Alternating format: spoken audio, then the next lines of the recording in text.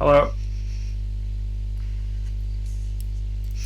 Hey, welcome everyone. So we've got a special edition because Kidneys and I talked each other into speed streaming. Okay, it's possible it might have been a little bit more one direction than the other. Just slightly, just slightly. It was nice of ABC to put Michael K on the Twins J games. You can mute and watch C-SPAN. Nice. That, you know That what? I speak very, very, very limited Spanish, and I probably would prefer watching C-SPAN than Michael K. Um, C-SPAN is not a Spanish channel. oh, no, it's not. I'm thinking of the fucking Spanish translation thing. That's it. Um, different sort of entertainment. No, I'd put the whatever it's called. I'd put the Spanish version on before I listen to Michael K. Though that was my point. Um, Yeah, do TVs still have? So I'm trying to remember. So when I was a kid, there would literally be an SAP button, and then I guess it became, like mm. an internal setting. But do TVs even still have that, or is there or do you now only watch Spanish channels? I don't actually know. That's like a great question. I mean, certainly in the world of streaming, you could probably just click on like the settings and switch your language, right? But Yeah, not. I wonder how cable works with it now.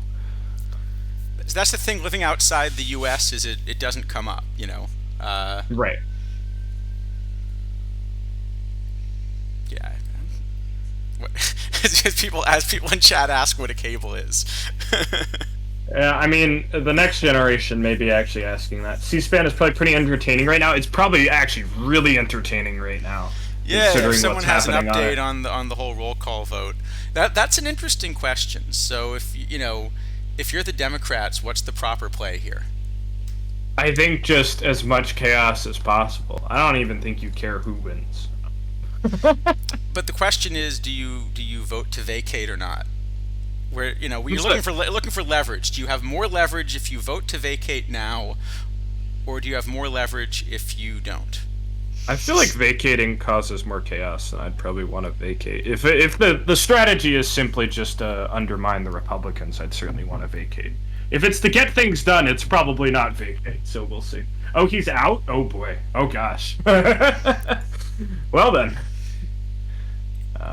Yeah, We're but in but for if a they treat. called to New York and checked the replay, Well, Angel Hernandez said that he swung, so he's out. So that's how it works.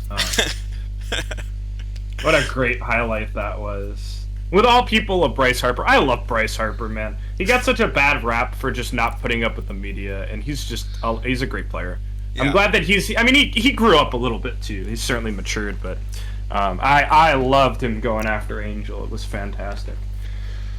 Yeah, they never get anything, Josh. Josh, that's how Congress works, or therefore doesn't work. All right, so where are we starting? Right, we should Yeah. So probably I review think cards because this is a speed stream in air quotes. All right. You know what? Hold on. I can put the air quotes in. They may be needed. Gaba Goo says the Democrats should release the time set of cards to create maximum chaos. I could not agree more. Angel Hernandez Could not agree. congratulates Kevin McCarthy on his big win. Wait, isn't that supposed to be Steve Harvey? Congratulates Kevin McCarthy on his big win. Uh, Gosh. Yep. Nope. Okay. No. And then you can rule him safe at first also. Oh, sure. Yeah. Wait, of all of the various tigers you could get a limited edition out of, how has there not been a Galarraga? I don't know. Wasn't he pretty good for a little bit? Yeah. Oh, I love that Pablo Lopez showed up today in a Johan Santana jersey. That's fucking great. Johan should be a Hall of Famer, and anyone who disagrees should go read that excellent, I think it was Baseball Prospectus article about peak WAR. And it's absolutely, Johan should undoubtedly be a Hall of Famer, as should a lot of guys that I think people would be surprised by. Also, Koufax is overrated. Sorry, old people. What was I going to look up? Oh, I was going to look up Galarraga. Yeah. Anyway, Not Andres Galarraga. so in the, no, Armando. Yeah, I know. In the meantime, yeah, so we had this exclusive set come out today that we've seen a bunch of people ripping some packs for. Mhm. So I thought this would be a good fit for a speed stream because as we're going to see going through them, the cards are fairly quick to rate. But I think there's a more interesting discussion about kind of what OOTP is trying to accomplish with like the exclusive sets. Yes. So I think we ideally go through this real fast and then talk about the idea, which I really actually don't hate this in a vacuum. I think a lot of it matters on what they're doing forward. Also, if you're going to post pack odds on your forum, can you make them accurate? Because they're just wrong. That'd be great. For anybody not understanding, the pack odds are literally just for the first card in the pack. It doesn't mean the whole pack. And the odds change as you go through the pack because there are no duplicate cards, right? Right. So it's a little different. But So yeah, let's jump into it. Yeah, so let's and I guess there's not even a guaranteed bronze, right? So this is the first pack where it is actually possible to pull 6 irons in Perfect Team. Oh, I didn't actually think about it. That's very unique. And funny enough, I mean, they're not terrible value even. Well, and it's really unlikely you'd actually pull 6 of them. Yes, because every time you get one, you're getting rid of, one to pull in the next, card, right? Which is what they missed in their analysis of the thing. And there's only 15 irons in total, so it'd be pretty low odds to pull 6, but... Okay, so here, we'll quickly describe what the program is. Actually, now that I think about it, I am not a member of any forum in which anybody's officially told me that this program exists. Me either? So maybe we should ask somebody in chat to tell us, what is this thing that everybody's ripping? Yeah, that's crazy. I just saw it, and it says pull 6 out of a 60 card set. It doesn't say anything about no duplicates in the game, or anything like that. Or that it's also, does the game actually tell you that it's time limited? No, it says exclusive pack 1981. It says 6 out of 60 cards containing players from the 1981 season only available from this pack. So maybe the little news tab in game has it. It does not. It does not have a single word about it on the right side of the main menu here. It doesn't have anything. If I click show all news, it's loading news. It's still not there. It's from the start screen, you mean? No. Oh, if you just go, yeah, from here. Yeah, you got it. On the right, that's the news tab on the right side of your screen below. Show all news. Yep. Thank you. But it's not there. So there's nothing here yet. Yeah. So once again we're running into the communication thing that we were communicated to isn't a thing, but it's certainly a thing. You gotta tell people what's going on. How long are these out for? I don't even know. Does chat know? Chat, how long are these out for? It's till Monday. Okay, Monday, October 9th, 1 p.m. But will return periodically later on. I hope they don't, because they won't be good later on. Well, they will be as useful later on as they are now. Well, unless they get put in other missions, then maybe they are useful later. I don't know. We'll see. Okay. That would be concerning if they do. And in addition, there's a series of missions that I can show specifically for the exclusives. Yep. So the iron, bronze, and silver. The iron and bronze, are collect all missions. The silver is collect 10 out of 12. And then there are 2 gold plus missions for points, and they're actually very different from each other. The gold pitchers, you're asked for 235 points, but out of a pretty large set, so it's going to be a relatively loose mission. The gold hitters, it's 135 points out of a much tighter set. So 135 points is either going to be all 3 diamonds or 2 of the 3 diamonds and all the golds, essentially. Yeah. And then you need all 5 of those missions will get you a topper Fernando Valenzuela. Yeah. So, just eyeballing this, because I haven't done any math on missions in a long time. the hitter mission Gold Plus seems pretty tight. Yeah. Seems very tight actually. The pitcher one doesn't seem tight at all.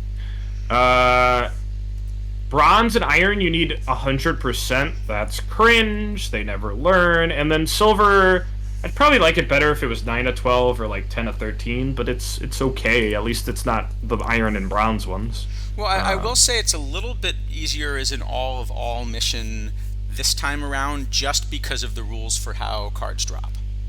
That is true. I mean, you're gonna if you're opening the packs or just the market in general, there's gonna be a lot of these. Certainly, as soon as the pack goes away, there'll be none of them then, and then these missions are then they'll become right brutal, now. Yeah. Right now they're okay. In the future, they won't be. Also, I guess there's another kind of inherent problem here, I think. So this is a mission that only works with the card shop anyway. So like inherently the problem with all missions, what you're running into is basically the coupon collector's problem.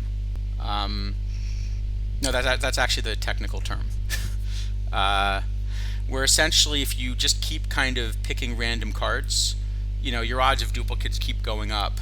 And so if you have n cards, kind of the number of cards you have to pull goes as like n log n. Yes. And that gets big real quick. So this is a mission designed to kind of force you to use the card shop as well. Yeah, I mean, and that's fine, right? Like, one of the things Atlas Park doesn't seem to understand a lot of the time is, like, when you force people to, like, have a bunch of rare things, the more you put into it, the exponentially harder it is a lot of the time, right? So, unless you're able to buy the cards for decent prices, it gets real weird. I'd be interested to see how this devolves evolves over the week. Just like there's a lot of ways the pricing of this could go.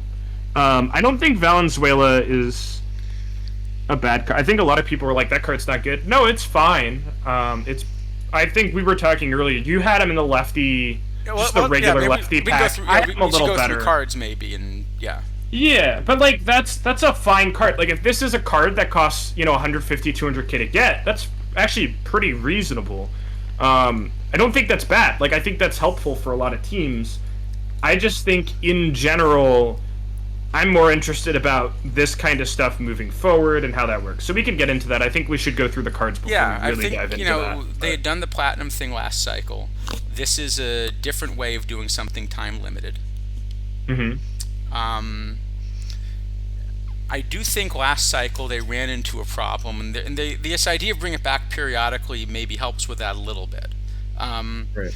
Which is, if you started the game partway through the cycle, there were some things that you never could finish, and maybe you never really wanted Platinum 1, maybe that was fine, but then when it turned out you needed the Platinum 1 topper, as part of kind of the end Platinum mission.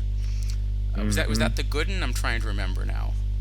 You had the lock Hornsby for Gooden, yeah, which was crazy. Though actually, funny enough, going back and looking at 23 data again, I think Hornsby's like a bad card. We shouldn't have been playing him. It's really funny. So that's another topic, though. Well, you're the one that told me Hannes was good. Well, he is good. All right. Well, if anyone wants to buy Hannes from me, you should listen to Kidneys. He's very good. He's very, very good, and he's yours for, I don't know, 3 million? Last 10's 4 million, so if anyone wants him for 3, contact me, you can have him for 3. Okay. That's a good card, though. It is a good card. It's a great card. Everyone should buy him for 3 million. The card that's completely underrated is Spawn, who's better than the prior that's being released this coming week. Yeah, how do we have... why do we keep printing strikeout pitchers that don't have stuff rating? Like, isn't the point of stuff that it goes to 250 and not 128, and we keep printing 130, guys? Can we, like, diversify the pitchers just a little bit? Like, please? Thanks? Holy shit. Like, we got Pedro... Isn't Pedro, like, 140 or something? 150? I don't even think he's that high. Drives me crazy. Like, that's how you keep clumping all the pitchers, because how much more creep can you put into BABIP, home run, and control? It's already not that much. Pedro, right? Yeah, he's Pedro's 128 and 133 on the two sides. what is that garbage? Like, at least give him 150. He's already game breaking. It doesn't matter. Like, you're not gonna creep the other ratings that much more across the cycle. You got to start diversifying. It's crazy. Yeah, look at that card. Oh my gosh. Anyway, yeah, but yeah, Spawn's good. All right. Anyway, I think probably though, to really evaluate how we should be thinking about this set, I think there are two things to think about. One is how good are the cards now, and the other is what's the evolution of it. So this time, I will say I do appreciate the choice the devs made, whether that's devs, content, whoever made the choice. I do appreciate the choice to do this experiment in a way where these cards are not PTCS eligible.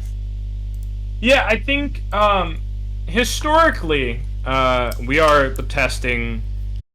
We're the lab rats for Out of the Park, right? In real time, all the time.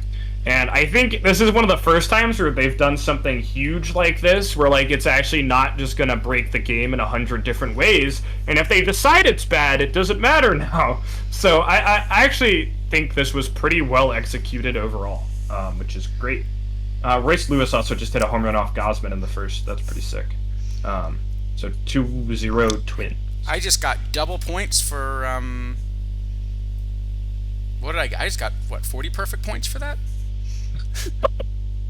Are we doing PT Live in the playoffs? I wouldn't have even thought about that. Not only is there PT Live in the playoffs, you get double the points. What? That's crazy. Now it is worth more than challenge mode. That's nuts, dude. Alright. Let's get started. Pull up the Iron Mission. Let's just go. Yeah? Sure. So let's just go through. Like I said, we're going to do this the speed round because I think our sense is also that the general power level of these cards isn't that high, and that's kind of what we're going to go through. Again, I think that's good. I don't want, again, people really don't understand. If we give a bunch of cards F, sometimes it's still a really good set. You got to listen to the bigger picture, right? Well, I think if you're going to put a set out, if you're going to put out 60 cards, you don't want 60 cards that all play, especially if they're time limited. You do want, I would say the optimal number would be, maybe one or two that play at each level, like an iron, a bronze. Yeah, if you could have, probably, 6 to 12 cards that play, it's great. I don't think we get that many, but again, if this is really supposed to be a test feeler set, I think it's fine, actually. I think this is good. Yeah, I mean, if you're going to miss, this is the direction to miss in. Oh, yes. Absolutely.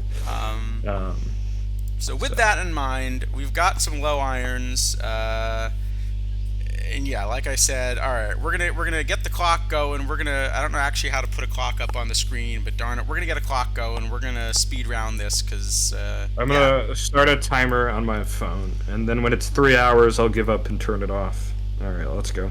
All right. Who started? Okay, what do we got first? Julio Cruz. You could just pull up the Iron Mission. Would be the fastest way to do this, I think. Actually, hold on. That's what I can do.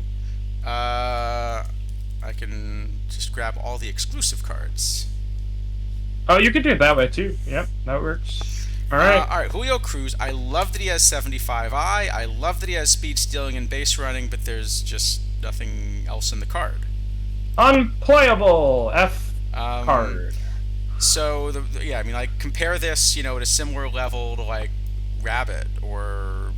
Do we have to compare? Can we just keep going?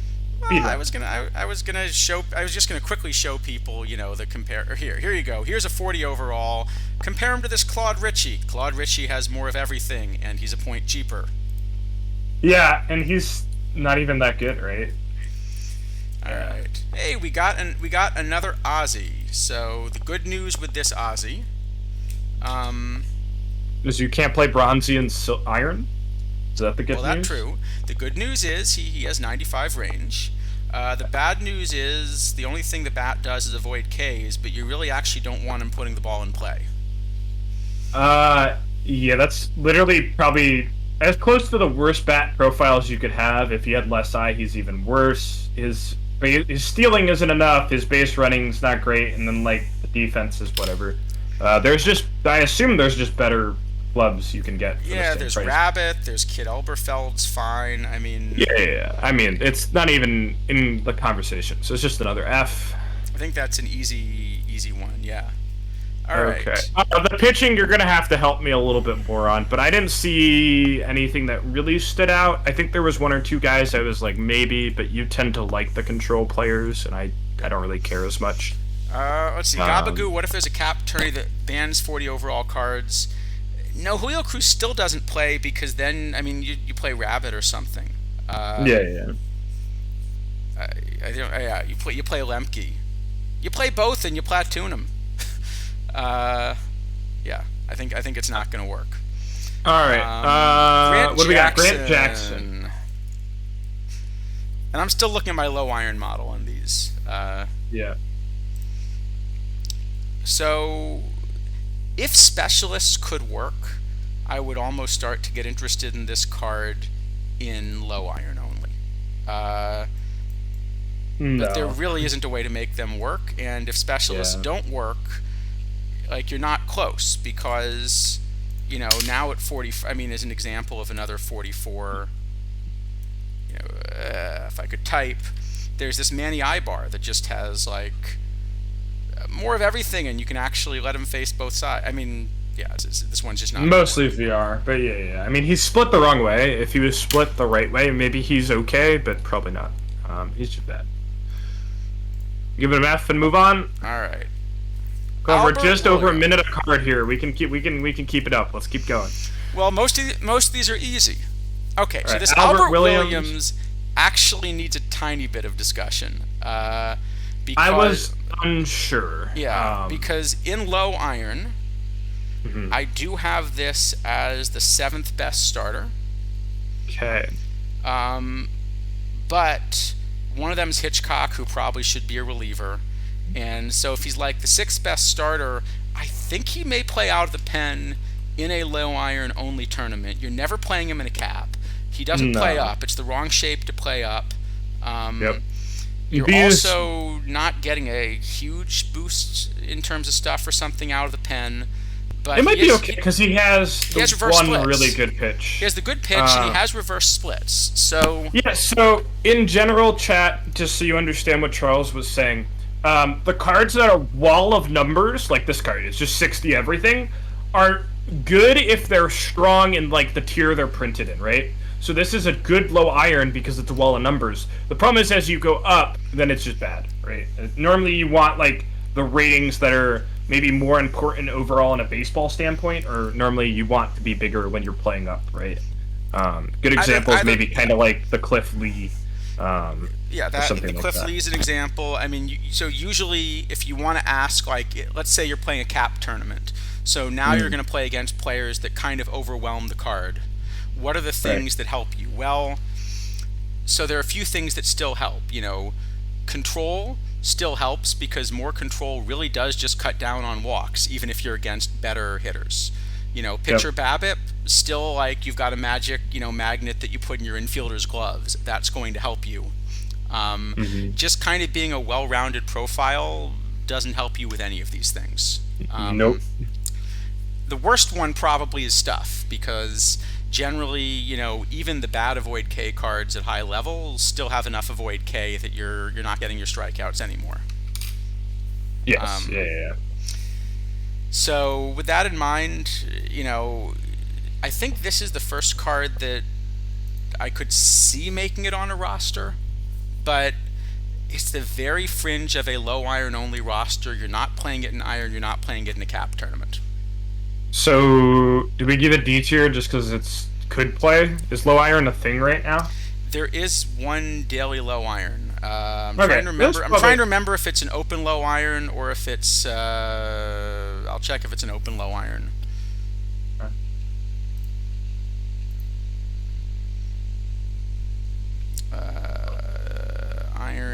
Iron.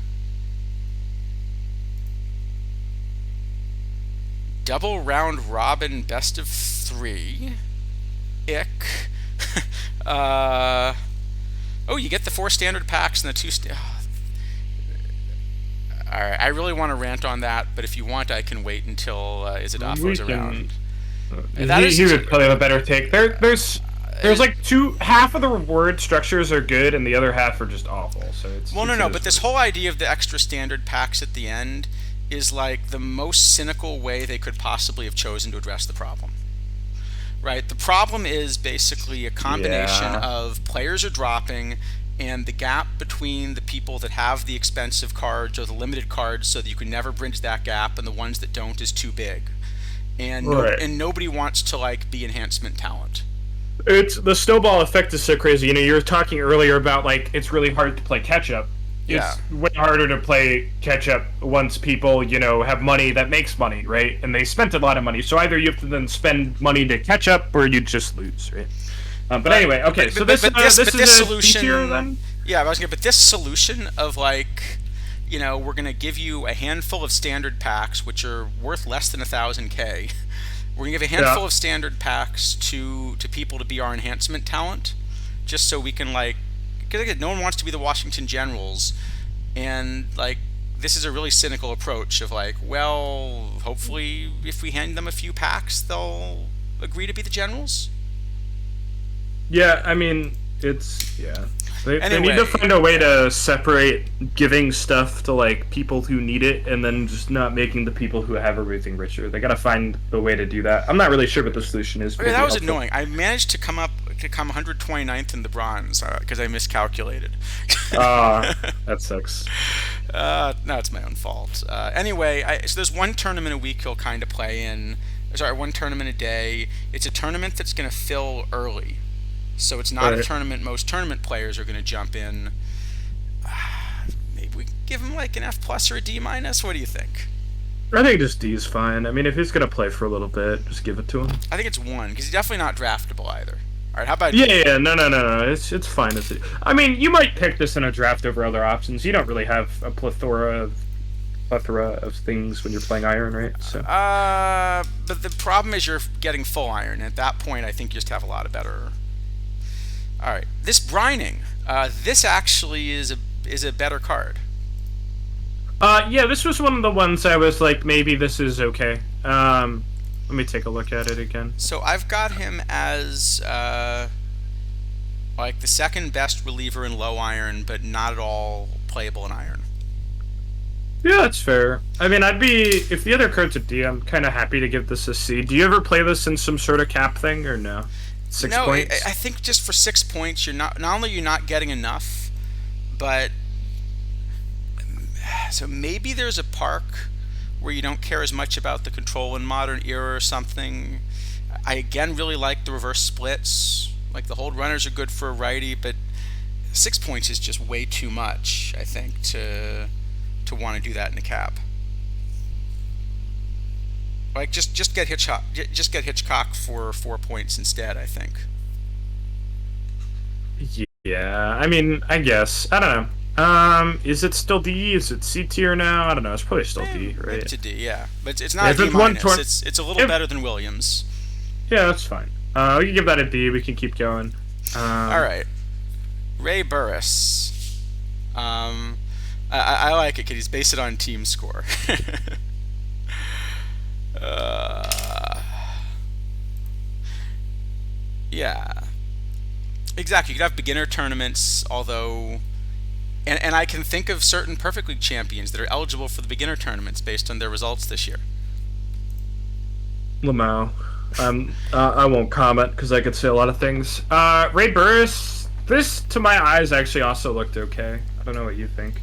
I thought it would Uh, be, and then it just didn't grade out quite as well as the other couple we just looked at. Is the VL split just too bad? It might I just think be so. too Yeah, bad. you're gonna get too Yeah. many lefties, and also iron is actually a format where, especially at low iron, you actually really do want some stuff because a lot of the hitters, don't have a lot of avoid K. Yeah, no, I agree with that. It's probably the wrong shape for iron, and the split is significant. So we can It's just the give wrong it an shape F for and keep iron, going. but then above iron it doesn't play. I mean, it's funny because you always hear me like say I don't care about stuff compared with other ratings, and usually I don't.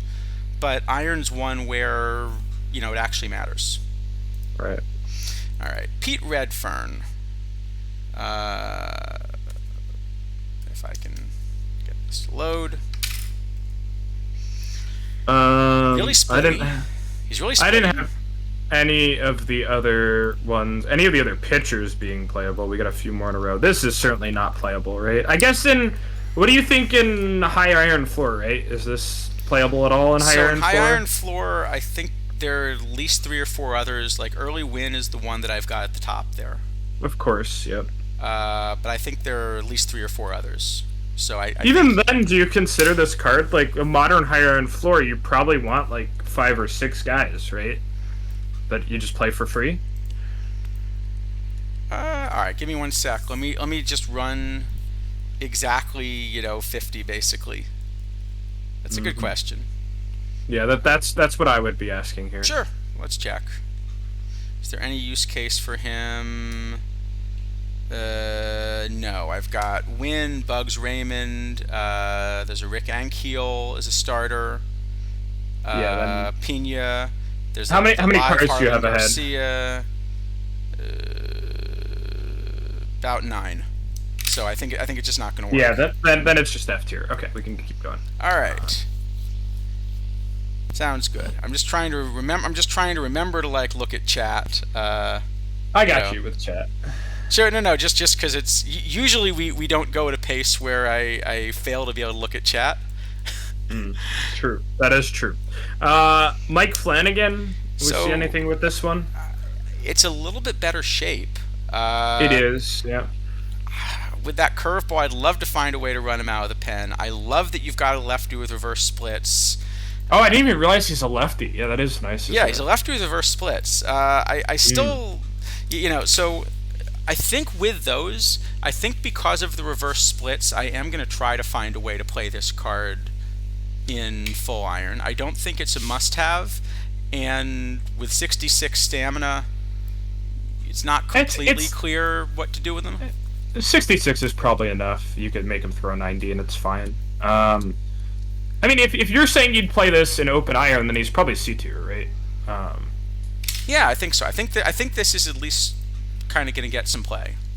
Yeah, no, I like this shape too. This is one also I wouldn't hate perfect drafting just because he's a little bit higher on the stuff. And you play him this one's definitely much more draftable. Yeah. I don't think he's a must-have. I think I may try to run him as a starter. If I don't run him as a starter, well, what I really like is running him as an opener because of those reverse splits. Yes, and the stamina. Yeah. No, he would be a great opener. So actually, he might be the best opener in iron. That's a pretty specific use case. That is a very use case. I think for the general public, he's a C. I mean, you can give him a C plus if you want. That's fine. For you, he's probably better. Give him an O for opener. Yeah.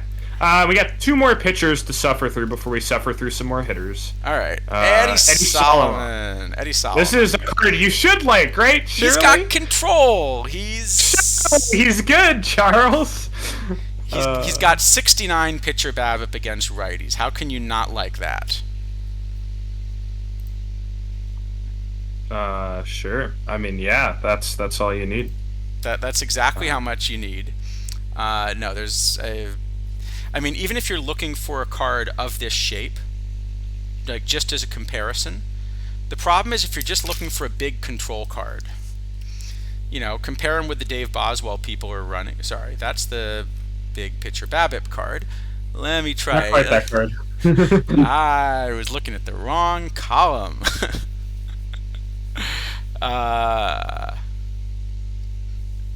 Gavagu, it's hard enough for me to get Charles to pipe my audio into the stream. We probably would need a lot of pre-work to set up marbles for him to do on stream. No, I've managed to set it up once before. Did you actually? I'm impressed. Look at you. It may not have gone on the first go, but on the second go. Anyway, Eddie Solomon, I just don't have anywhere close because it's sort of just the control. Like, it reminds me of, like, the Carlos Silva that we had in, where I'll show you, in bronze or something. Like, it's this kind of shape where, yeah, there's an outstanding thing the card does, but there's just not enough there. Yeah, no, I mean, this card's just bad. Like, it's just clearly bad. Maybe if it's a low iron, but even then, probably not. I do like that it's like a unique shape, though. So I think I like cards that challenge people to evaluate them. But having said that, the evaluation of these is not very good. I would say you could have challenged me a little bit more on this one. It's an easy F. Now we get to look at one of the cards of all time. We get the Remdog. All right. I love Remdog. I always tell people are always like, who are the best announcers? I'm like, every announcer in baseball is ruined for me. Because I grew up watching Jerry Remy and Don Orsillo, and I don't think there's ever been as good as a baseball commentary duo. So funny enough, I'm a big think Harry Callis disagree. guy, but you know, I don't quite have this card. Like, this card's VR bet's actually pretty legit to me. The problem is the rest of the card is just awful. So yeah, here's the problem I have with the card. For a second baseman, the bat is excellent. Even without, if he had more eye, it would be even more excellent. Or more power, sure. Either way. But for a second baseman, the bat's excellent. The problem is, I don't think this card comes close to sticking at second base. And for a DH, the bat's lousy. Yeah, I had it at like the bottom of DH, and it's not even close at second Well, the problem base is if you're DHing, right now you compare this even against righties. If you're DHing him now, compare him with Jimmy Ryan, and Jimmy Ryan just has a lot more. Well, I agree. So, like, when you're in iron, there's no excuse not to be DHing the best DH. So if this is DH number 15, then why would you ever play it? It's not playable. It has no flexibility either. And you can't play second. You can't play second. So I think he just ends up unplayable. He's unplayable. It's an interesting card. I think if you want to make interesting cards, you have to make me think a little bit more than this. Like, if you give him another 7 range and maybe 10 eye, I'm probably really thinking about it. Maybe even that's too much. So, like, I bet you're going to see this card playing second base for some people in Iron this week, in the Iron Warriors. Well, they're going to be making a big mistake to do it, but I bet you're going to get people to do it. Well, yeah, I mean, that's a whole nother thing. Let's talk about Gene Richards. No, hold on. We got Rick Mahler. We gotta quickly go through Rick Mahler first. Oh, I totally missed Rick Mahler because I had him below Remy, so I jumped. Okay. Sorry, I was just going through the list here. This is just a card that says 50, and then it prevents some home runs, so it's got to be pretty bad, right? Yeah, I mean well, in part because the thing that it's preventing is not the thing that the iron hitters are really good at. No, and it also, like, even though it's really valuable, it doesn't happen that much. So when you're bad at all the common outcomes, you're going to be pretty bad. Also, he doesn't have a lot of stamina. He's not going to play well in the pen. Like, this is just an awful card.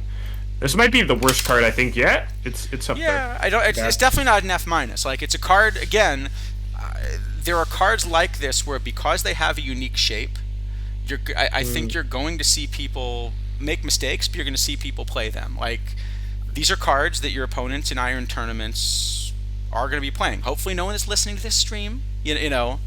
I mean, hopefully you're playing Iron and your opponents are playing these cards because they're bad. But yeah. But you can skip this one. Oh, yeah, definitely. Okay, so that's an F. And now we go Gene Richards. Now we can talk about Gene Richards. I like the eye, but I was gonna say I don't actually hate the bat shape for Iron. It's got a decent amount to it. Well, I think the problem is you got a similar question. Is this card a left fielder? I think the answer is no. Oh yeah, right. It's the same exact thing as Jerry Remy, where he can't play the field, and then I actually think he might even be a worse bat than Jerry Remy, and so then he just can't play. He's a little better than Remy VL and much worse VR. Right, so he's then probably worse, and he just can't play them. So he's an F card. He can't. Gotta do a little better on the hitting numbers to make up for 40 outfield range is atrocious. It's just, it's pretty bad. Okay, here you go. You want a card with a bird profile, so here you go. It's not a bird profile. He is a bird, and it's bird's profile. So we gave Eddie Solomon 20 stuff and then made him worse everywhere else. I can't imagine this is good, right? No, but also, like, this is a worse card than Eddie Solomon, almost certainly. And Eddie Solomon's 4 points cheaper. So I really don't understand this one. Don't get it either. I'm guessing, does he have a? I'm just checking. Sometimes it's having a lot of stamina that makes them. Nope. No, he doesn't even have stamina. 65.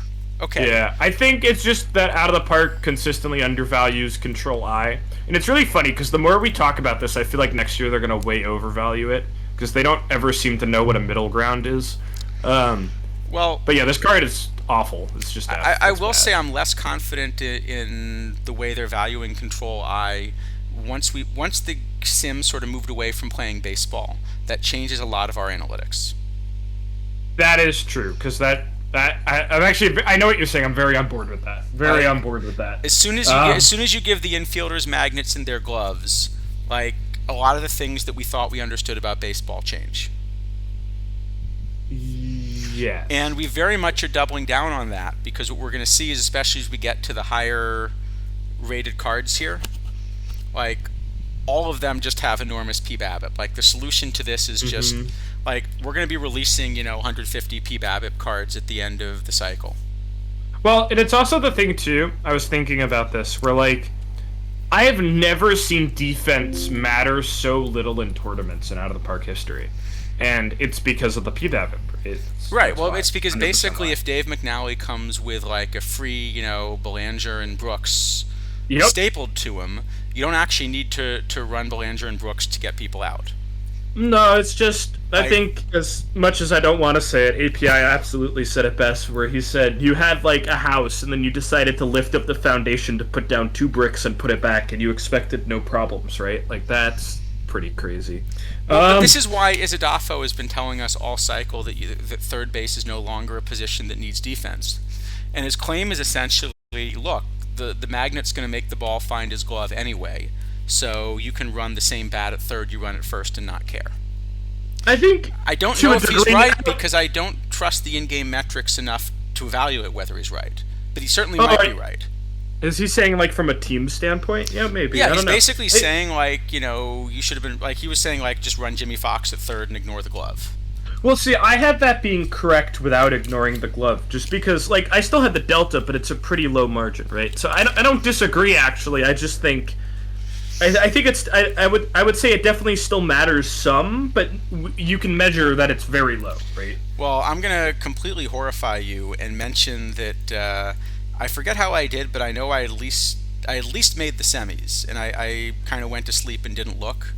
But I ran a diamond. Infield, middle infield of Jeter and Carpenter. That's not surprising. I was worked shocked fine. You guys gave Carpenter a good rating because I thought that card is just bad everywhere. Well, what I realized is that if you put him at second base, just like putting Jeter at short, and you just rely on the magnets to make balls find gloves, it kind of seems to work out okay the way the current game engine works. Yeah, but I would have probably still just rather played like Volpe if that's what my goal was, or even like Joe Morgan. Then is I don't know. I wouldn't have played Carpenter. I don't think that's good, but the theory is fine. I think. Anyway, as for Bird, this is at best an F, right? Yeah. I don't think he needs a minus. Like, there's at least something there, I guess. Yeah. I mean, if I'd be unhappy if I had the P. No, I wouldn't. There's worse perfect draft cards. He can be an F. That's fine. Not this Fisk. This Fisk. So, okay, I love that he has I. I mean, you know how much I love that he has I. I actually really think this card is really good. The problem is, the model thinks. The problem is just framing is a terrible statistic and doesn't tell you what happens. So I don't know. I mean, if we take framing at face value, this card is excellent, right? Like it's a top level card. But I don't know how much you can do with that. So I have this card fifth among catchers in Iron. Okay, with my model for what framing does, but I think one thing we're both going to agree on is this is by far the best catcher bat in Iron. Oh, it's like almost twice as good as some of the others. I guess the Walker Cooper is okay. No, this card is excellent at what it does. So, like, if you don't believe the catcher ability Voodoo, you probably play this and, like, I don't know, Jake Rogers or Cooper or something like that. But Yeah, Yeah, I think in early eras, this card's going to do pretty well also. I would have been a little happier if he had more gap power for the early era. But that's even true. so, I think this card's going to play well in early eras. And 76 catchability is not nothing. It's just you're comparing it against, Mathis and Molina and so forth. Yeah, no, this is a solid card. It's just, where do you sit on the framing side of things? Who actually knows? Blah blah blah. Right? Yeah, so if you believe the in-game statistics on framing, which is not clear you should, Mathis is a really, really clear number one in iron. Molina's probably number two, and then maybe like Severed and Downing or even Ross could end up jumping ahead of a card like this. Well, if you believe don't, it, this if is you don't, this card's gonna jump ahead of some or even all of those. I would say if you take framing at face value, this is the best catcher in iron, but by actually a decent margin. Um, but obviously don't do that. That would be dumb. Um, Yeah, okay. So what does that make it? makes I it think it's probably a makes it B. anywhere from like an A to a D, depending on what you decide you should believe about framing, right? I think relative to the other cards we've rated, this is certainly a B tier card at least. I could give it like a B plus or something. I don't know, somewhere in there. I think I'd be a little lower, but I also think in dead ball, I'm going to be Not in inclined dead ball. It start has to to play be pre this. dead ball. Remember, catcher ability really matters in dead ball for some reason. Um, Yeah. so like if you're in the 30s and you need a cheap catcher, I don't know. This is good. Yeah, I'd run this card in the 40s, 50s, something like that. Yeah, give it a Um, B and we'll call it. I think that's fair. I'd say B or C. B minus? If you really want, that's fine. I think I was leaning higher B, but if you're B to C, we can give him B minus. Not unhappy about it. All right. Uh, Al Oliver. If I could spell Al Oliver. We have three Al Olivers in the game now. I didn't realize we had quite that many. yeah, Uh, I've been the whole thing about non-duplicate cards has very quickly gone away. okay. This is awful. This is the first card I'm tempted to give an F minus to. I'm very happy to give this an F minus. This is not a first baseman. Nope. 24 range. How do you get Well, 24 range? Like, if I remember historically, he was a bad fielder, but like I think, yeah, I mean he'll be probably -5 at least. I don't know how tall he is off the top of my head.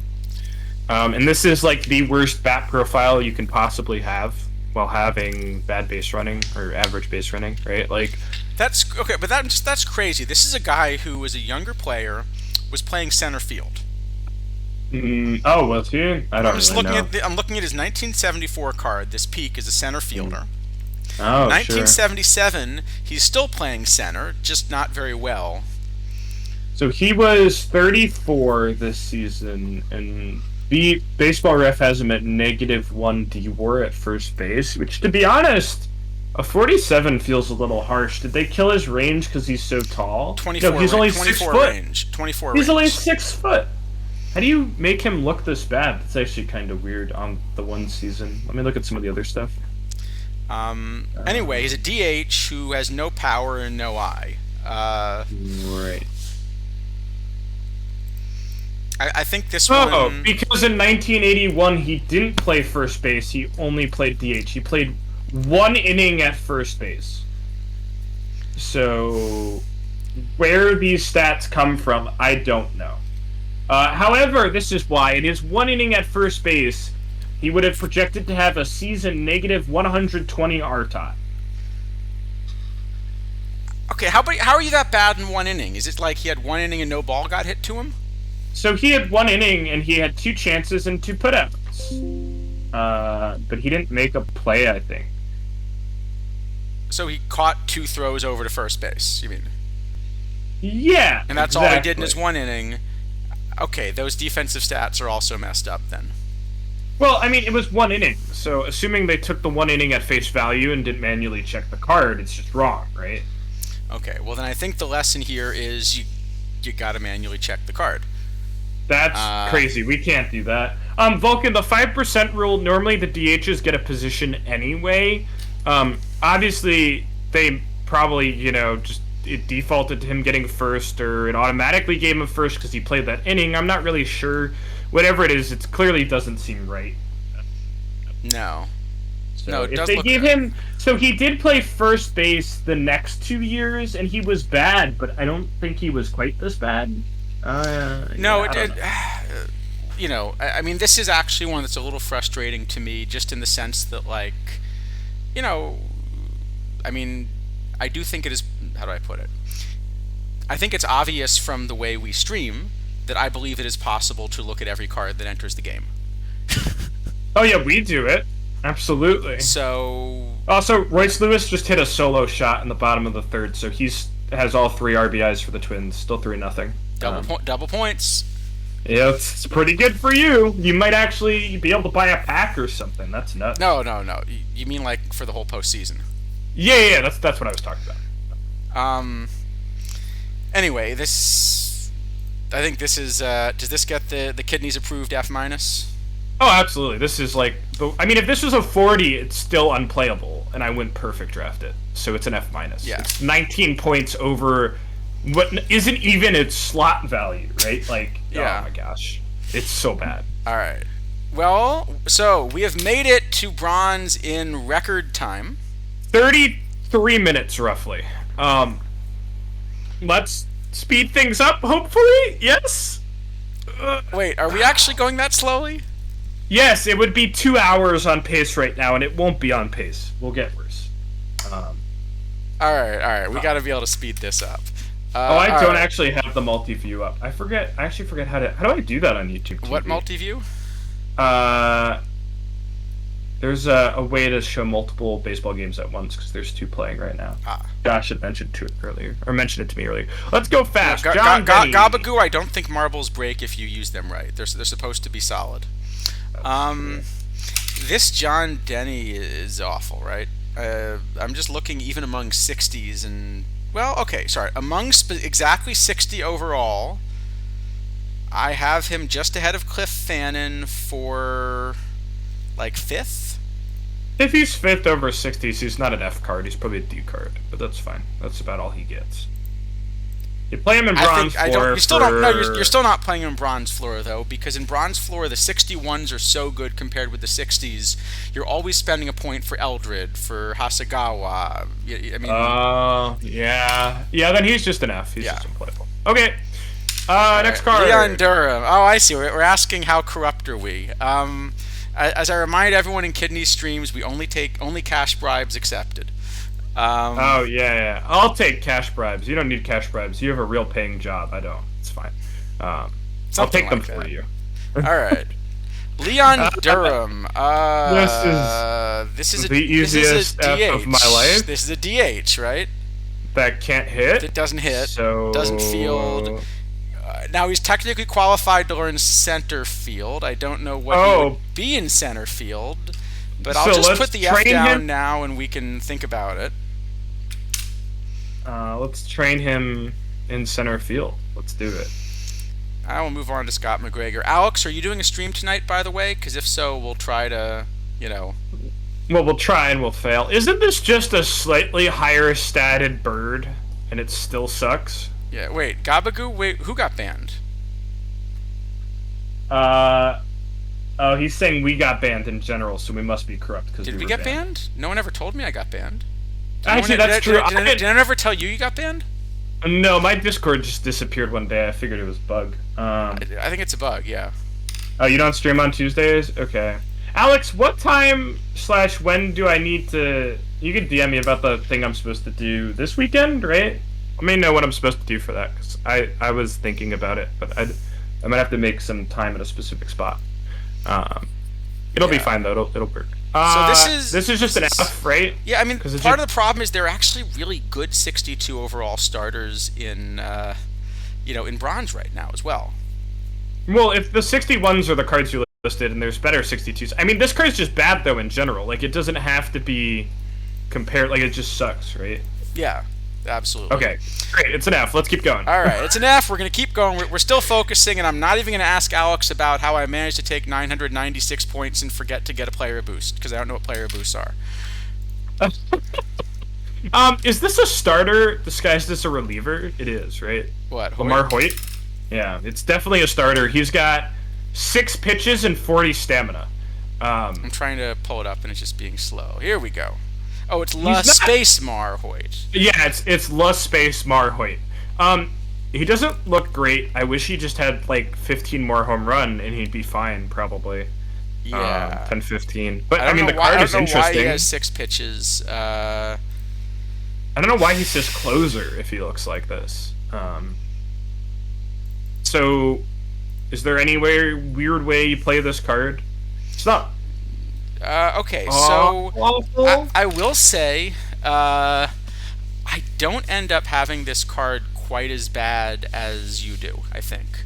So Oh, well, out of no, just out of just cards listed as relievers, Hmm. I have him sixth in bronze. However, he's also behind about 10 star. Like he doesn't play in your full bronze team, but in low bronze, I have him Oh, but in low yeah. bronze, I have him fringy playable. So he's still behind Hasagawa, Santana, Kenley. What number in low bronze for all pitching? I don't care about reliever starter. That doesn't really matter, right? Looks like about 8 or 9. So I think That's I think in low bronze you can play this card, but he's not going to play full bronze. so. Is this like a D plus? I think. I don't think he's quite as good as Flanagan, but yeah, I could give it a D plus. I think. What do you All think? right, that's fair. Yeah. Yeah, I mean, it's. I did forget this is a 63, right? So it does play in low, probably a lot better Yeah, than I high. think in full bronze Um, it's not going to play, but in low bronze there aren't as many cards that shape. Oh my god, what is this next card I'm looking at? What is this? So,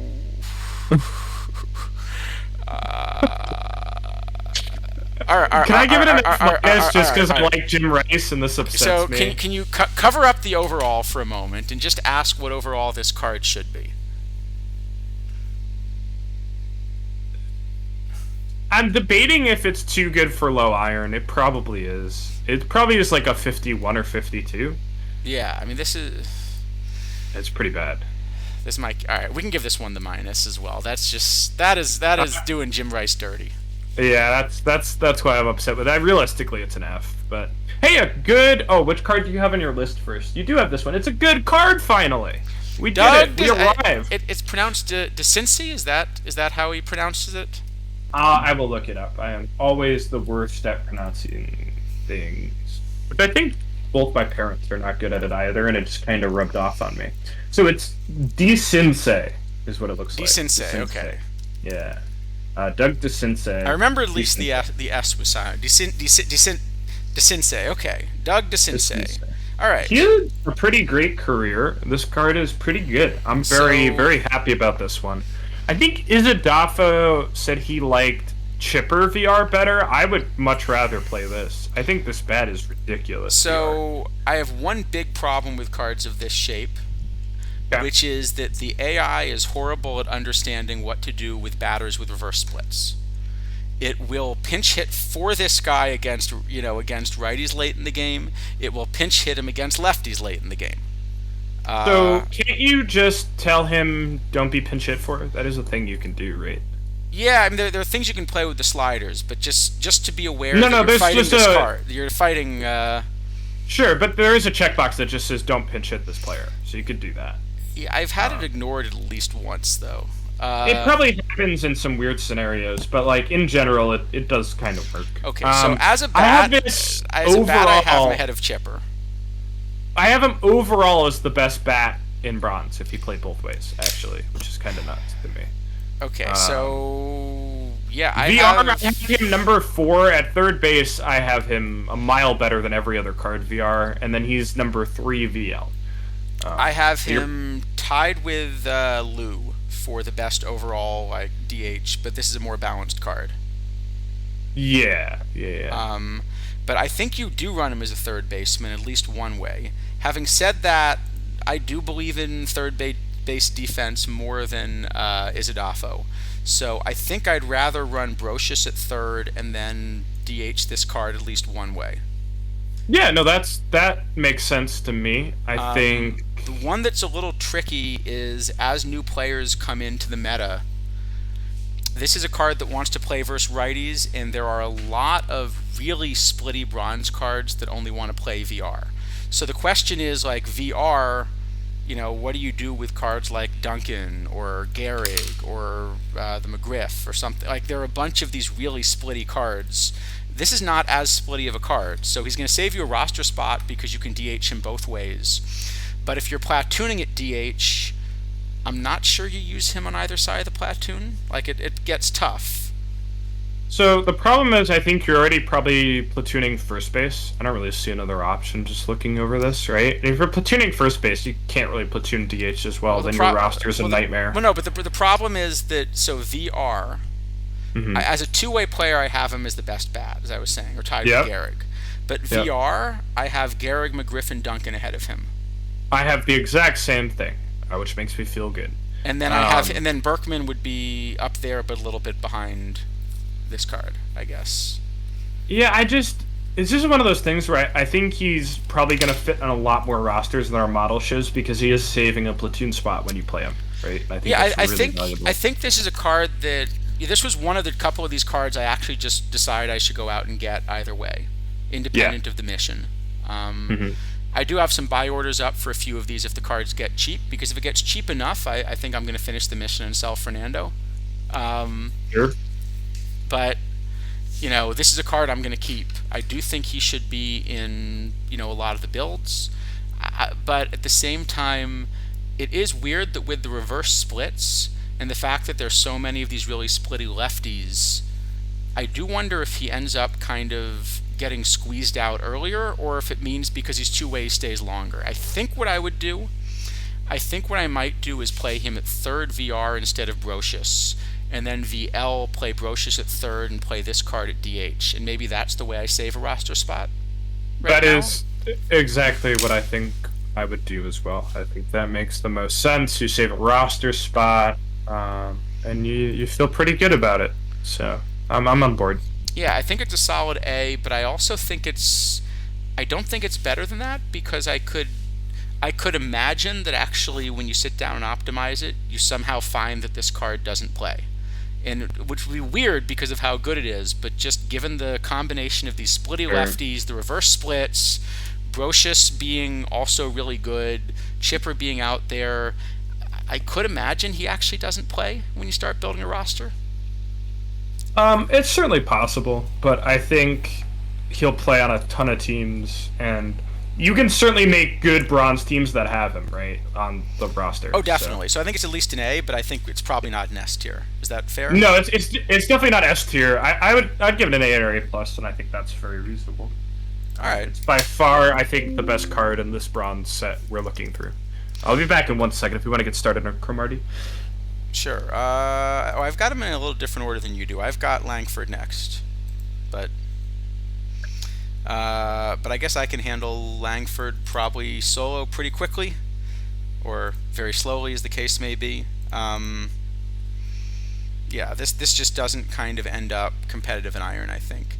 You're not getting enough. The one thing that you're really getting out of this card, again, kind of, it's a flat profile without stuff, and they're just cards that have a lot more at the top of the meta in bronze. I think even if this card were a low bronze, in low bronze I still wouldn't have it like in the top 15 or so starters. So I think this one, Kidneys will not object to that being an easy F, and we can go on to Warren Cromartie.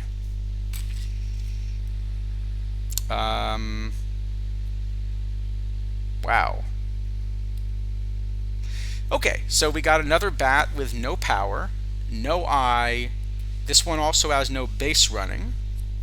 I guess the one advantage of this card is at least you can stick him at first base, but the bat isn't even anywhere close to the bats we were looking at first base before.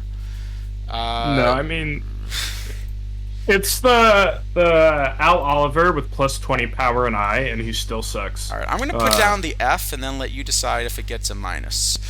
No, I don't think. May look.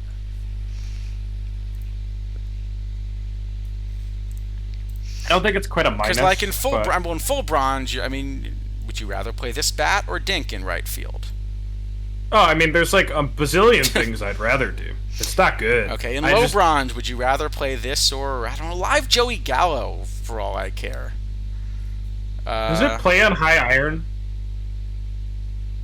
What's the shape of its? No, I'm gonna. I'd rather play. I'd rather play Herm McFarland, I think. What's the shape on its right field, Charles? Is it all arm? Or does it actually have range? Let me find it. I'd actually have to go look in the card shop. I don't know. Unless someone wants to sell me this card real quick, I can't look. I can do it on my card list. That's what I'm doing right now. Let me give me 1 second. Because if it's a good defense split, I don't hate it. It's 61 range, 68 error, 89 arm. That's all. Yeah, it can be F minus. I think the wrong shape. It's pretty bad. Let's go on to Neil Allen. Let's go on to Neil Allen.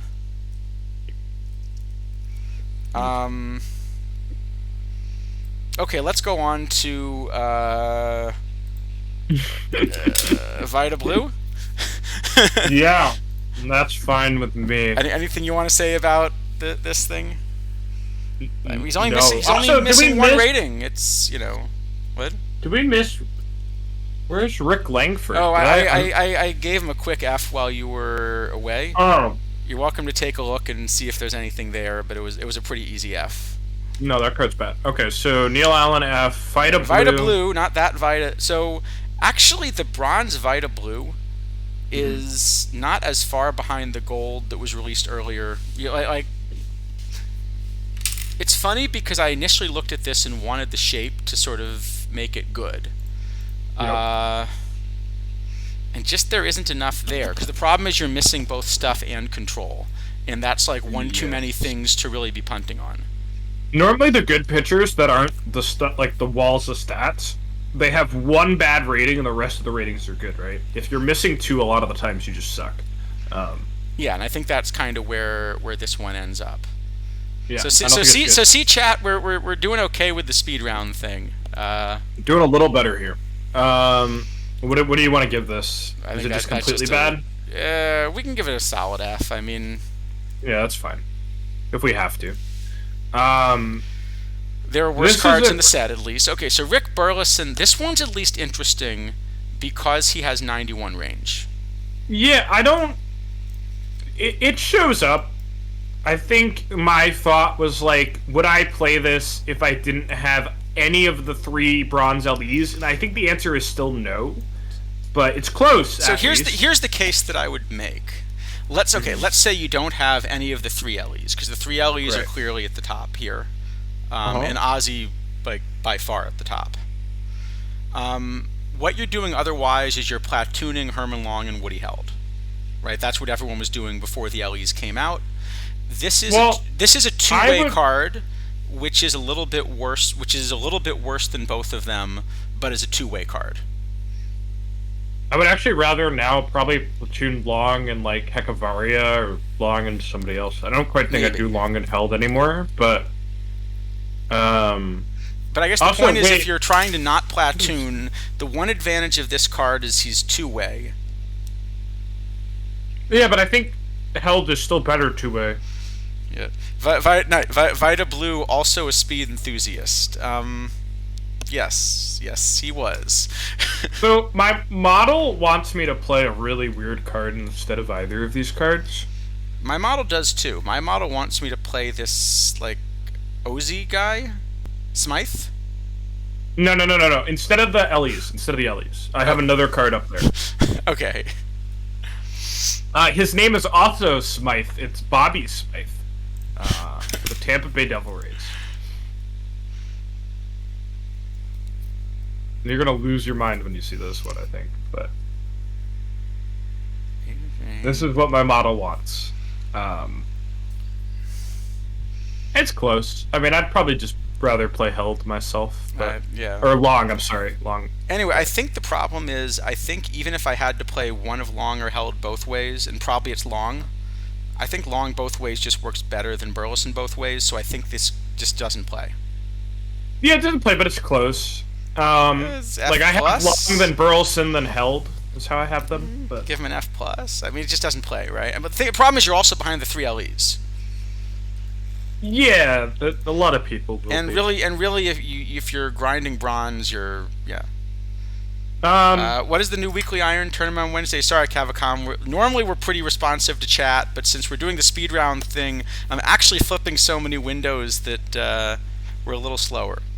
What is the new weekly iron tournament? Is it different than the old? Iron Warriors was a weekend one, right? Iron Warriors was Saturday. I have no idea. I can go look. I think it could be like a D minus or something, because maybe you play it somewhere at some time. Maybe it plays in an era. No, it I don't doesn't. know. No, it doesn't play in an era because it overlaps with. Ozzy. It's 1 year apart from Aussie. Yeah, all right, it's an F. That's fine. It's close, but it's not there, and that's the problem with this game. If you're not there, you're not close. So. Yep. Willie Akins. So, Are you as talking might, about the mismatch that's now oh, is the mismatch iron? cards? It's Iron Unsung Snap Rookie Sensation. That's a tournament. That's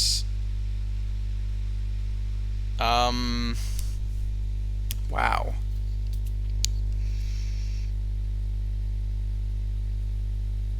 That's not going to work.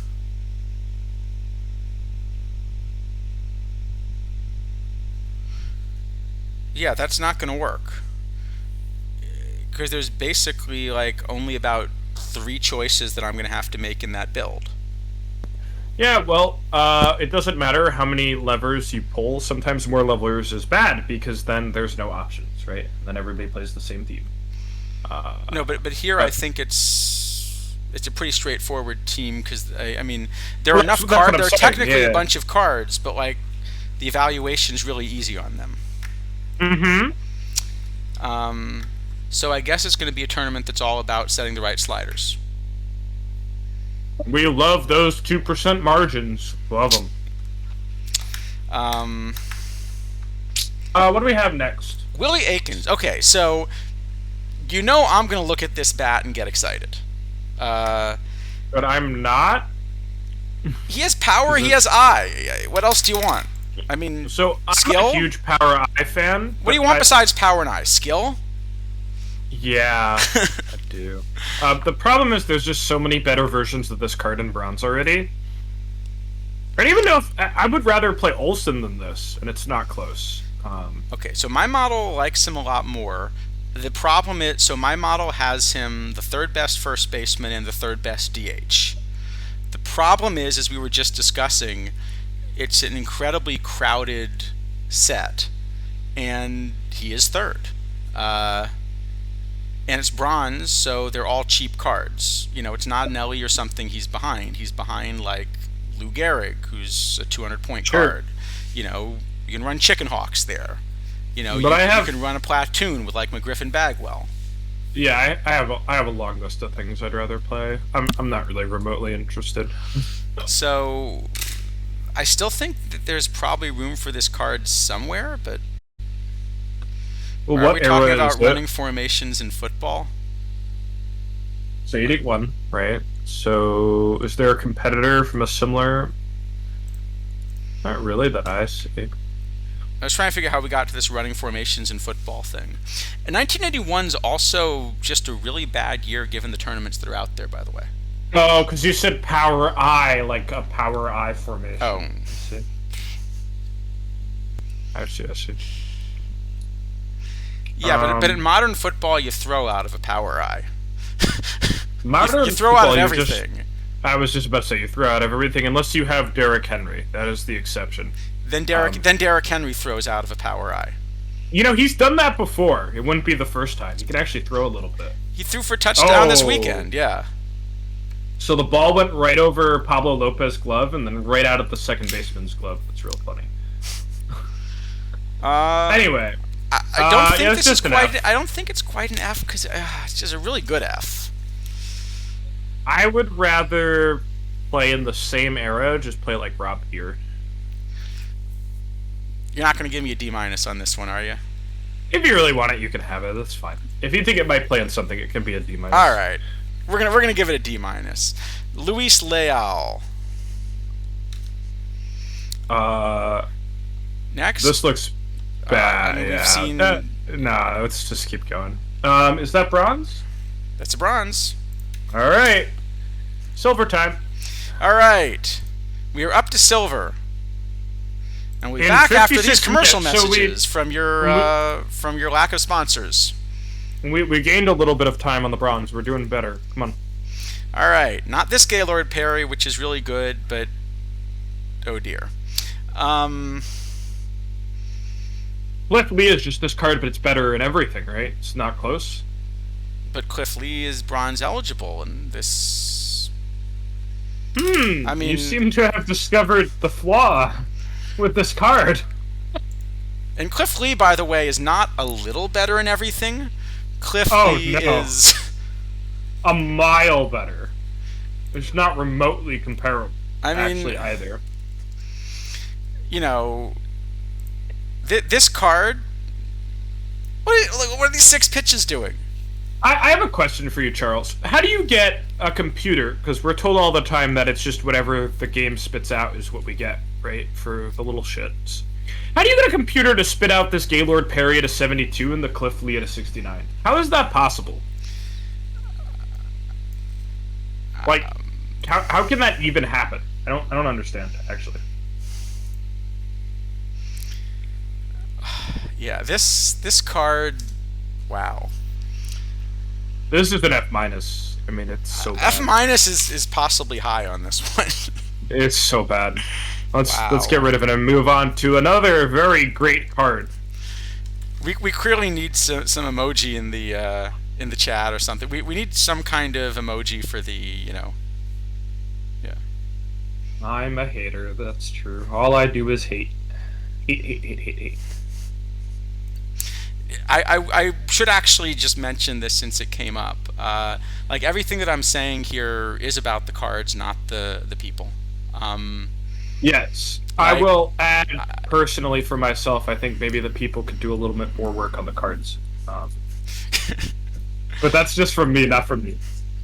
No, from my point of view, no. I mean, just because like I know it's come up, and especially like I've had people ask me like, do you dislike so and so? There's only one person in the OOTP staff that I actually would know well enough to like or dislike, and I like that person. Everyone else, everyone else I see in a professional capacity, and that's it. I know they put a lot of time into the game. It's disappointing to me when they put a lot of time into the game and come out, with decisions that I think are wastes of that time. But but all of these things, we're talking about the card. We're not talking about either the people designing the card or the people the card represents. Sure, and I know there's been people at Out of the Park who have not liked my content analysis for years, but they've never made it personal. Really, only one person has gone out of their way to make personal digs at me, and so I don't like that person. I have no ill will against any of them. I just like to review some cards and help people learn what's good and what's not, and I just hope Out of the Park can learn how to maybe take feedback a little bit better. But yeah, I said for my end, and that's I do think it's helpful to do these streams to get a sense of what the card pool looks like, and I am aware that people in the development team do occasionally watch the streams, and they'll do with that feedback whatever they would like to do with that feedback. So, but I think hopefully it's at least valuable feedback, and this is why we try to explain, like we're not just looking at Perry and saying this card's crap. This is why we're sort of saying, well, here's what Perry looks like. Here's what a current 69 overall looks like. It's like the 69 overall minus 20 points of everything, but it's a 72 overall, and it's also not a left-hander. Right. I mean, the thing, like, Harry is one of many examples where, like, a lot of times on the stream, like, if you tune in late, we may just be speeding through things, which is funny with us saying speeding. But, like, a lot of these cards we went through, I mean, we went through a card that was, like, the same problem in, 15 cards, like, 5 times, right? Where it just didn't do what it needs to do to be a card. And that doesn't make, again, the set bad, but it, like, at some point, No, things but gotta I think, change a little bit, probably. well, I do think it's the case that I like to feel that every card in a set has a purpose. Some of those, the purpose, I think it's reasonable for some of them to be the purpose. We need some mission filler. If you're going to have a 4,000 card database or whatever it is now, you're not going to have 4,000 cards that are all in the meta. Even if you were to change the way you structured the cards, you can't have 4,000 cards that are in the meta. There's never going to be a reason to play the third best catcher, no matter how much you like the third best catcher, because the 2 better catchers are better, and you're not playing 3 catchers. Right. So I understand that. But my thing too is, like, the pack filler. People always say, well, like, pack filler is good for games. It is. The problem is 2/3 of packs are already completely, utterly garbage filler, right? They're live cards. So I'm almost at the point where, like, especially if you're power creeping too, then other cards become not valuable as time goes on. So I'm almost at the point where I'd rather see every single historical set be like 12 highly curated cards that slot in really well in different places across the game, and then the live cards are your filler. Maybe even make lives a little more common. I don't know. I don't think you would need to, but, like, I would love to see a lot more quantity or quality over quantity and stuff. It feels a lot like dart throwing, at least from outside looking in. But yeah, I think I disagree in terms of what's ideal for a couple reasons. But then I'm gonna kind of come back on that and explaining. So one is, I do understand that if part of the point of doing something like this, if you're gonna have packs that are like exclusives only, you need a set which is a large enough set that you can do that and still have this kind of mission structure. So if the goal is to have this mission structure, you couldn't have done it with 12 cards. Well, actually, that's not true. You could have done it with 12 cards if you went away from putting 6 cards in a pack. But as long as you're going to have 6 cards in a pack, as long as you're going to have 6 cards in a pack, you were always going to have about this many cards. But the other is, I think I've sort of said this on a past stream. I care much more about the back of the card than the front of the card, because my purpose in putting, builds together is I'm simply trying to maximize my chances of winning the game. Right? But there are people that do there are people that do other stuff as well, right? There are people that are building, say, a theme team, or just, there may be somebody that, like, especially from the early 1980s, this is an era that a lot of people in the OTP community might have been kids growing up following baseball. Like, when I was a little kid, I was a Steve Jeltz fan. I don't know if anybody else in the world, other than his family were like Steve Jeltz fans, but, like, he was somebody I liked as a kid. There may be somebody that, like, was a Dennis Lamp fan and really enjoys that there's a Dennis Lamp card in the game, like, regardless of whether it's a meta card. Sure, but you could probably, most players, you could probably find a way to make them a meta at some tier, right? You know what I mean? That's why we have all the different things. That's part of it, but also, at least in this set, I think we've seen so far that at least a majority of the cards we've gone through, it's not the only card of that player in the game. Right, well, that's... Right, I think as a more overarching thing, and you're right, you can't do what I was saying with a set that's stylized like this, but I think, like, if we're talking about, if I was designing content next year, I'd probably make, the biggest content set is 12 cards, and I'm really working to make all of them play at different levels, right? And I think I'd much rather have that. You could do that, and then if so, maybe try to only have one version of each player in the game or something. Yeah, absolutely. That would be what I would try to do, something like that. So. I don't know. Anyway, this card's awful, right? Yes. Okay, F. Let's go. Sorry, yeah, there's not really a good comparison here. No. All right, this next one. I actually I had think this is show actually up on worth a looking list. at. I did Yep. too. Yep. And sorry, not this Chet Lemon. Oh no, that was the one I had showing up on the list. Actually, Yeah. I don't think this is that bad, just mainly because of the magnet theory. Comparing it to some of the other silver center fielders, So it's like a number 3. It's not good. It's not unplayable probably well, if you did run it. so first off, the big problem with this card is that it's only a center fielder and it's not a good center fielder. But the bat's really good. I think everyone's models, including mine, from what I can tell, seem to be underestimating the value of gap power in 24, partly because of the magnet thing.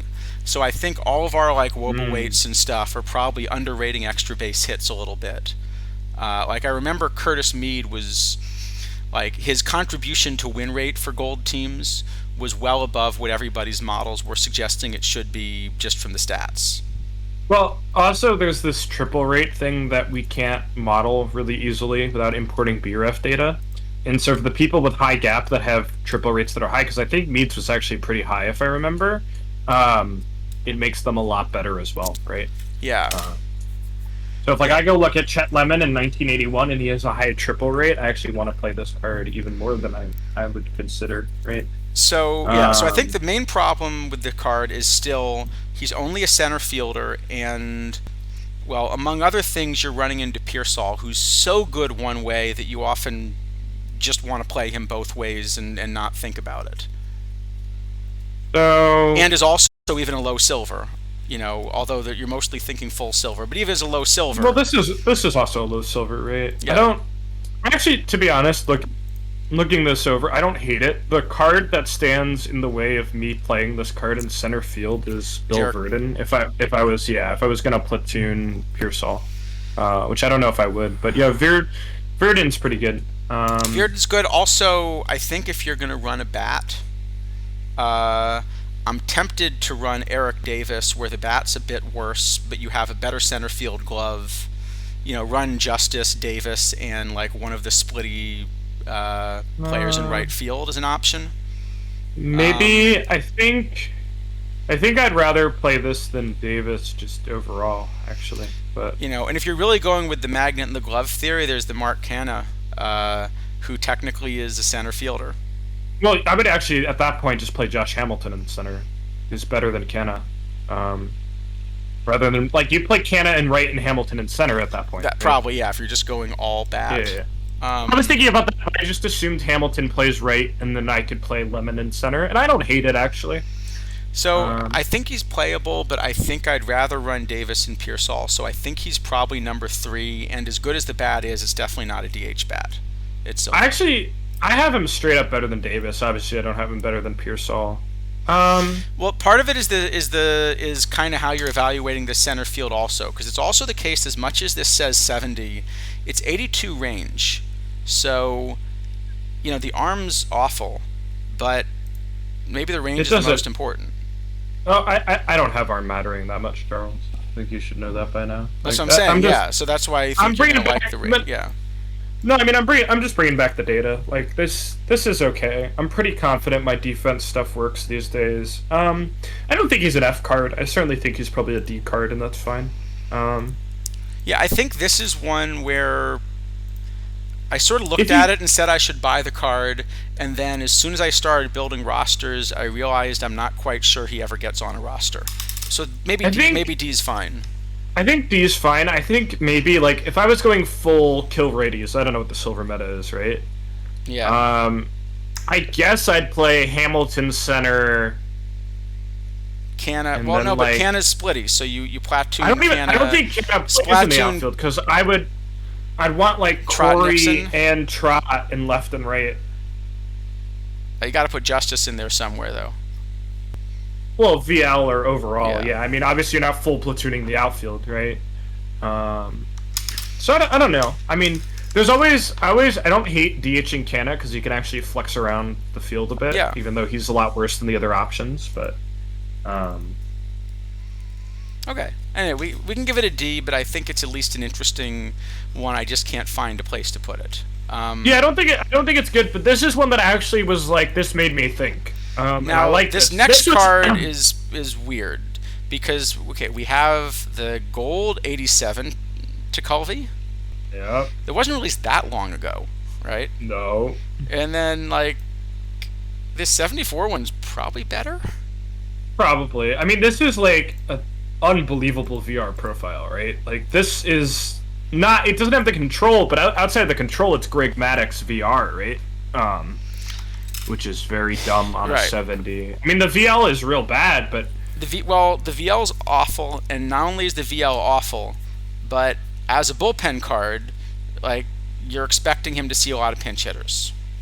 yes. I mean, it's one of those things where I don't know if I'd play it, but the model's like, oh, you'd play this because you play most of the time, like, 2/3 righties and a third lefties. I also have him still second behind Kiko Calero, even VR in silver. Oh, really? I didn't have that. Let me take a look.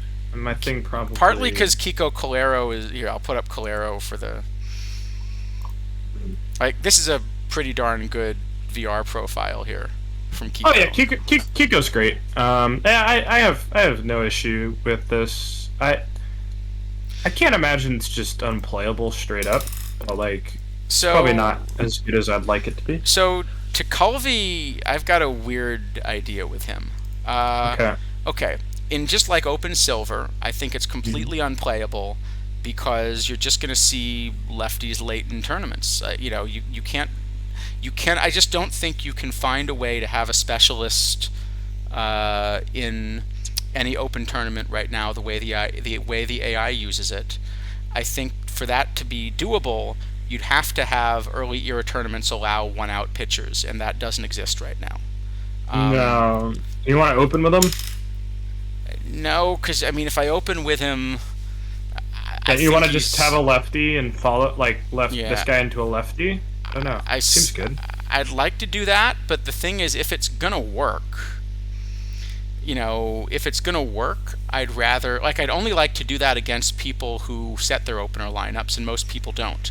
Because what I really Well- want to do is have this guy into a reverse split lefty, but but open with him like not for 3 batters, but for the max. So, do you even need them to have the lineup, or just have the base lineup's unlikely follower, and then they'll run their VL lineup into this guy? Like, isn't that enough? I don't know. I think Maybe, that's enough, but right? even maybe there are also some switch hitters out there. Not a lot, I don't think. I don't know. I think this is probably like it's definitely. Yeah, so I think it's unplayable, except here's the place I'm wondering if this card actually is like not just good, but really, really good. Okay. There are a fair number of lefty starters in silver right now, like in Open Silver, and we're not that far away I think, from finding a meta where you might actually be running 4 or 5 lefty starters. So Like right you now, run all- I think I'm running Roberts, Kershaw, Vasquez, Nuxhall, Cliff Lee. But if you release one more good lefty, maybe I'm running 4 lefties, and like a lot of people are still running Tanana. He might. Oh, be you number gotta 6. scroll down on the list now. Oh, do I? Yep. All right. Um, Thanks, Josh. So here's my question. Let's say you're now running a cap tournament, and in a silver cap, people are running generally righties instead of lefties, and now you have no bench. yeah. In that tournament, is this your top bullpen arm? He's cheaper than Kiko. He clobbers righties, and if they pinch hit their low iron lefty, you're happy. Maybe. I don't know. I spend in that scenario anyway. I think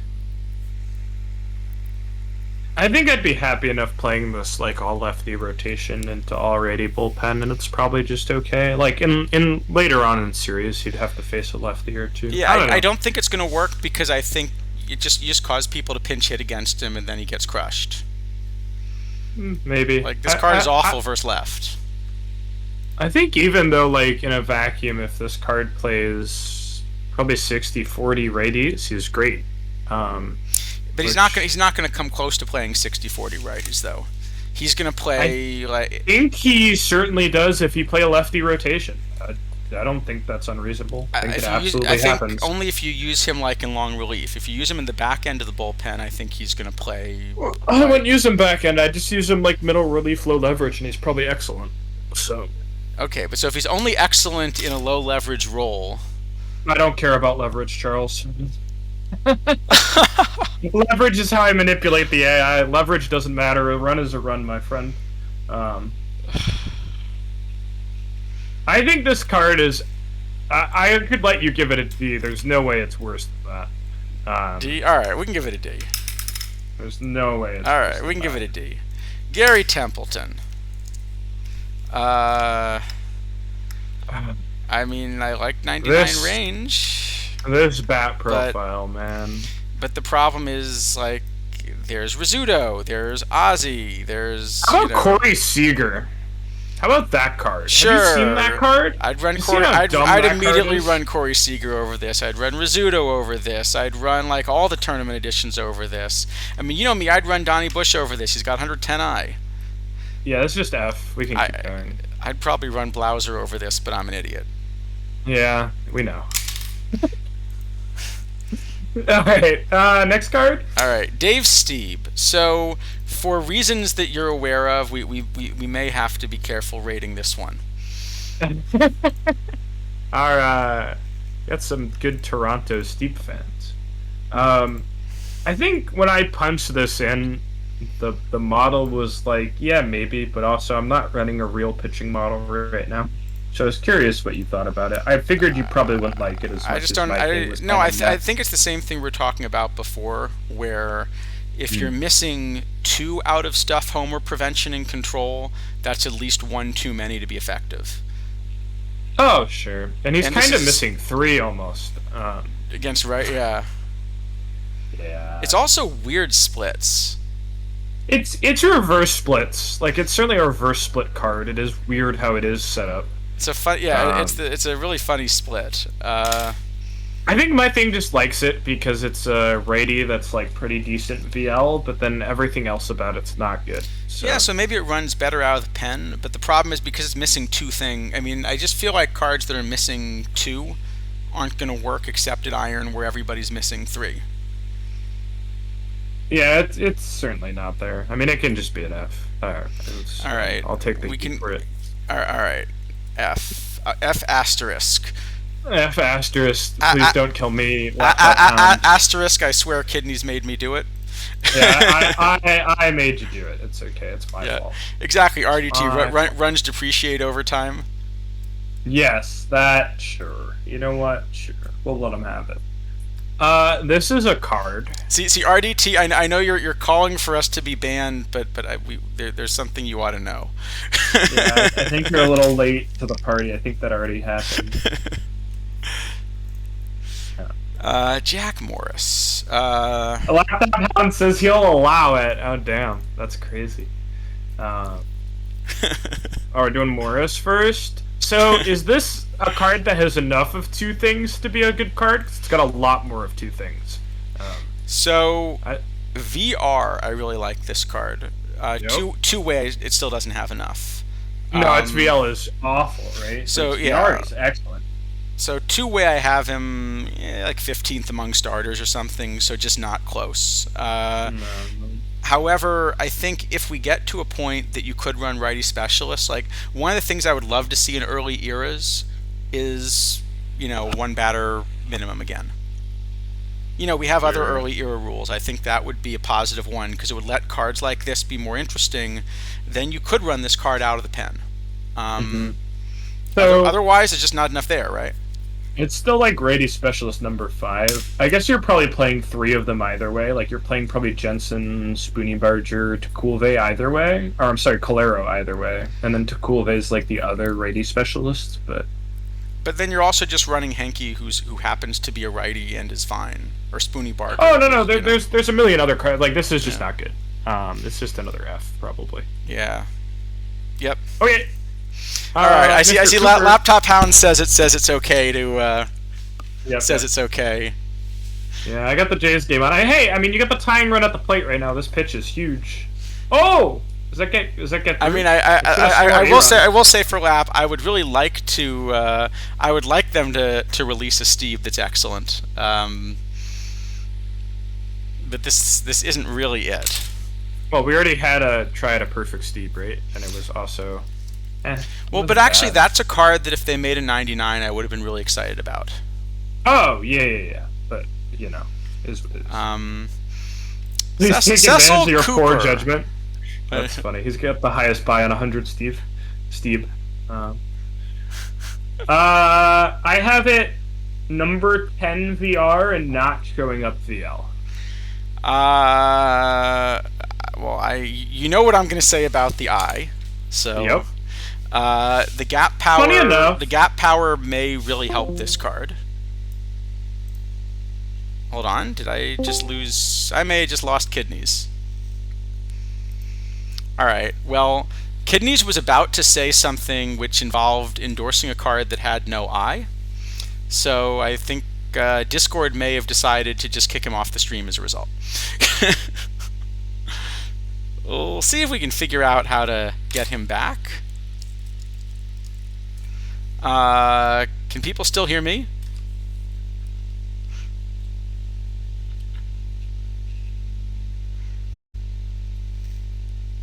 Well, if anybody would like to be a co-host, particularly if we can find a co-host that's not about to tell me that a card that has absolutely hi Kidneys, are you back?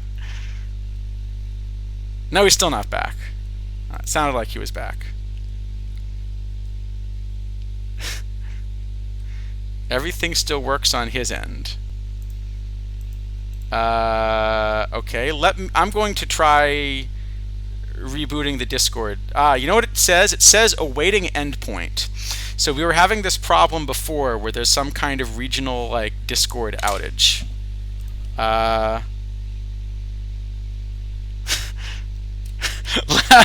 Lap may have had Kidneys whacked. Alright, let me restart Discord.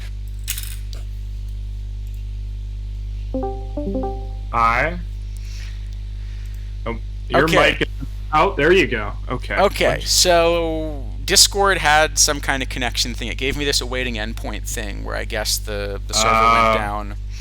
Yeah. But I believe chat's theory that Lap may have had you whacked after that Steve rating. Yeah, that's pretty reasonable. All right, the Canadians are coming to my house and they're gonna apologize. So all right, new plan. I think we should revisit that Steve rating. Where did I stop talking to you about Cooper? You were about to try to tell me that a card that has absolutely no eye is still playable because he has gap power. I was trying to tell you that this would have been like a really good card to put in the game at launch because it's like comparable to Berkman and Ortiz, and there's 9 better cards now, probably more. Yeah, I agree. Actually, so. The card I have most similar to like overall is the Joe Hauser. Yeah. So this is not a good card. It could have been a good card in April. It's too late. All right, but I think we can go back and we can give Steve. What can we give? D for disconnect. D for disconnect. How about we give him an A? For what? As in A. Yeah, EH. That's fine. Yes. If you spell it EH, that's okay with me. Yeah. All right, we're gonna give him an A. Is that fair? Yeah, that's fair. I think. All right. Speaking of which, if anybody's interested, I believe Lap will be auditioning co-hosts. What time is the audition tomorrow, Lap? If you're interested. A co-host for what? Are you retiring? You can't retire. Well, I think you've done it like 16 times already. No. I think after those ratings we gave Steve. True. I was gonna say I may be in the doghouse, but we've already got a hound. So what happens when you get kicked out of the doghouse? I don't know. What's the next step? You go to the pound? Is he in the pound now? I may be impounded, yes. Okay. What are we on? We on Doc? You hiring Gava without an interview? That sounds like a great way for you also to be unaffiliated like us. Okay. Um, this card seems pretty bad. All This right, seems pretty Doc. bad. What's up with Doc? Not much. No, this is like the cards we saw before, except the like splittier, right? Yeah, I mean yeah, I mean it has control instead of pitcher bat, and so it's probably worse actually. Yeah, I Yeah. think if you could play specialists, it's again in that range of ones you could, but right now you I think just it's can't. worse than the other ones too, and the other ones weren't enough either. So No, I'd it's rather bad. play Morris or something. All right, Uh, we have another Rick Russell. Not Yep. an unplayable tournament, Rick But Russell. is he worth 300k? That's a meme that predates your time. Maybe somebody in chat knows it. Is this Rick Russell worth 300k, chat? I think the sheet thinks he might be. Anywho. See, already T knows. He says yes. What do you think of this one? Is it just another terrible Cliff Lee? I mean, it's Can even. we just kind of... Can we It's just even just compare really every splitty. card to Cliff Lee now? Like, even comparing Doc to Cliff Lee is very... But it's even really splitty. Yeah, I mean, this is an F. I mean, this is 79. You still give him an F? Yeah, because he probably plays in bronze. All right. Yeah. Does he really play in bronze? I'm not sure he I think plays in bronze. I think he does. I think he does. I'm not sure he plays in bronze. He's got 70 PBEV with VR. In the interest of speed rounding, we will go on and look at Doug Corbett, who is another, stop me if you've heard this before, really splitty righty. And he's, So, like, in 1981, had people just, like, not invented the left-handed batter until, like, a year before? So that, like, that nobody knew how to throw to them or something? maybe, or they were just really good left-handed batters. Or maybe we should stop using single-season sample sizes. This has got to be real bad, right? You mean you're trying to say that if you have a game which is built not to use single season sample sizes and you choose to use single season sample sizes, that maybe the season that you choose to like feature in something like this shouldn't be a strike shortened season? That sounds preposterous. I think every complete season of baseball that's ever been played is a full testament of how good that player was exactly that year and everything else. So. Well, I mean, they look. To be fair, they did tell me 1981 was a split season. I wouldn't play this. Okay, we can move on. Yeah, is it an F minus or an F though? We can generously give him an F. Okay, how about Al Holland? I'm still trying to figure out what chat is doing, but I don't either. Something about plungers and what's this in what? Whoa, okay, never mind. What? Gamma mode? No, I'm gonna use that one. What am I missing? All right. Let's just keep going. Okay, Al Holland. I think people were reacting to my bad pun probably. Oh, probably. I have this as the 11th best lefty versus lefties, which means it's awful. Do you want to give it an F and move on? But look at that sack bunt. All right, F it is. Okay, we're out of silver finally. Steve Rogers. Oh no. All right. Well, so this Steve Rogers is almost as good as the '94 Steve Rogers. That's something. Right? Would this have played in the PTMS with the gold floor? That was my only question. I didn't think because he's good against righties. I think probably because he's good against righties. Disregard the ballpark. Does he play? No, but because of the ballpark and because it's so right-handed, I think probably he would have found his way onto some rosters. Yeah, in the PTMS he probably would have played him. I think he's bad though. I think this card is bad. I think Captain America is an F. How would he match up with the Silver Monday? One sec. Which was that about? I'm just looking. I think he's talking about the bunt. The bunt? No. Oh, Which never mind. card? I have no idea then. Exo and Aster are streaming in an hour. Will this be done? Yes. I hope so. Yes, this will We're be. at an hour 30. So we've taken a half hour per section, which for us is literally lightning speed. Right. But we have half the set to go, so we All do right. need to go All right, fast. we're gonna go quick. Steve McCaddy, can you say something catty about this card? No. It's cat shit? Maybe it's cat shit. Okay, hold on. He does have pitcher BABIP. The problem is, look, it's the same thing we said before. He's missing 2 ratings. He's missing 2.5 ratings. It's 75 home run. Like, yeah. All right, next one. What do we have next? We have a Tom Paciorek. I think we've had several Tom Pacioreks, haven't we? I don't even know who he is. This is an unplayable DH, right? Because he's 51 range. There's no way this DH is in the field, yes? So I think he's definitely a DH. He's not a center fielder. Can we just agree he's not a center fielder? Please, we can agree he's not a center fielder. Definitely can agree with that. Does he actually play? But the bat versus right is not close even in low gold, I think. The reverse splits also make it tricky, but yeah, even in low gold, this bat's not close as a DH, is it? So, funny enough, he doesn't show up in low gold either way, but then overall he's like number 8 DH, which means he's an F tier, and we can keep going. Okay. Jerry Mumphrey. Oh, I didn't actually completely hate this card. Still don't think it's good. It's a Yankee. Awful. Next. Oh, sorry. Yeah, I mean, you just play Blair, right? You never. The problem is you always just play Blair and never think about it. Also, Lorenzo or Lorenzo Cain, or you play Tommy Davis, or you play Roger Maris. Oh, okay, full gold. Yeah, you play a lot of others. There's just way too many things ahead of this card. Yeah, no, it's unplayable. Okay, F tier. Do we have the pitcher? Or we have Hargrave next. We have Mike Hargrove. Good time for a delay. Yeah, that's real bad. Well, I'd like to play it in dead ball, but it has to be a DH, and it doesn't have enough BABIP. There's a lot of blue. There's a lot of blue in that bat. But it's not what we want. I don't think. I'm actually surprised because I initially looked at this bat and I said, I'm pretty sure this bat is going to play somewhere in gold. Not even remotely. And it's not even close.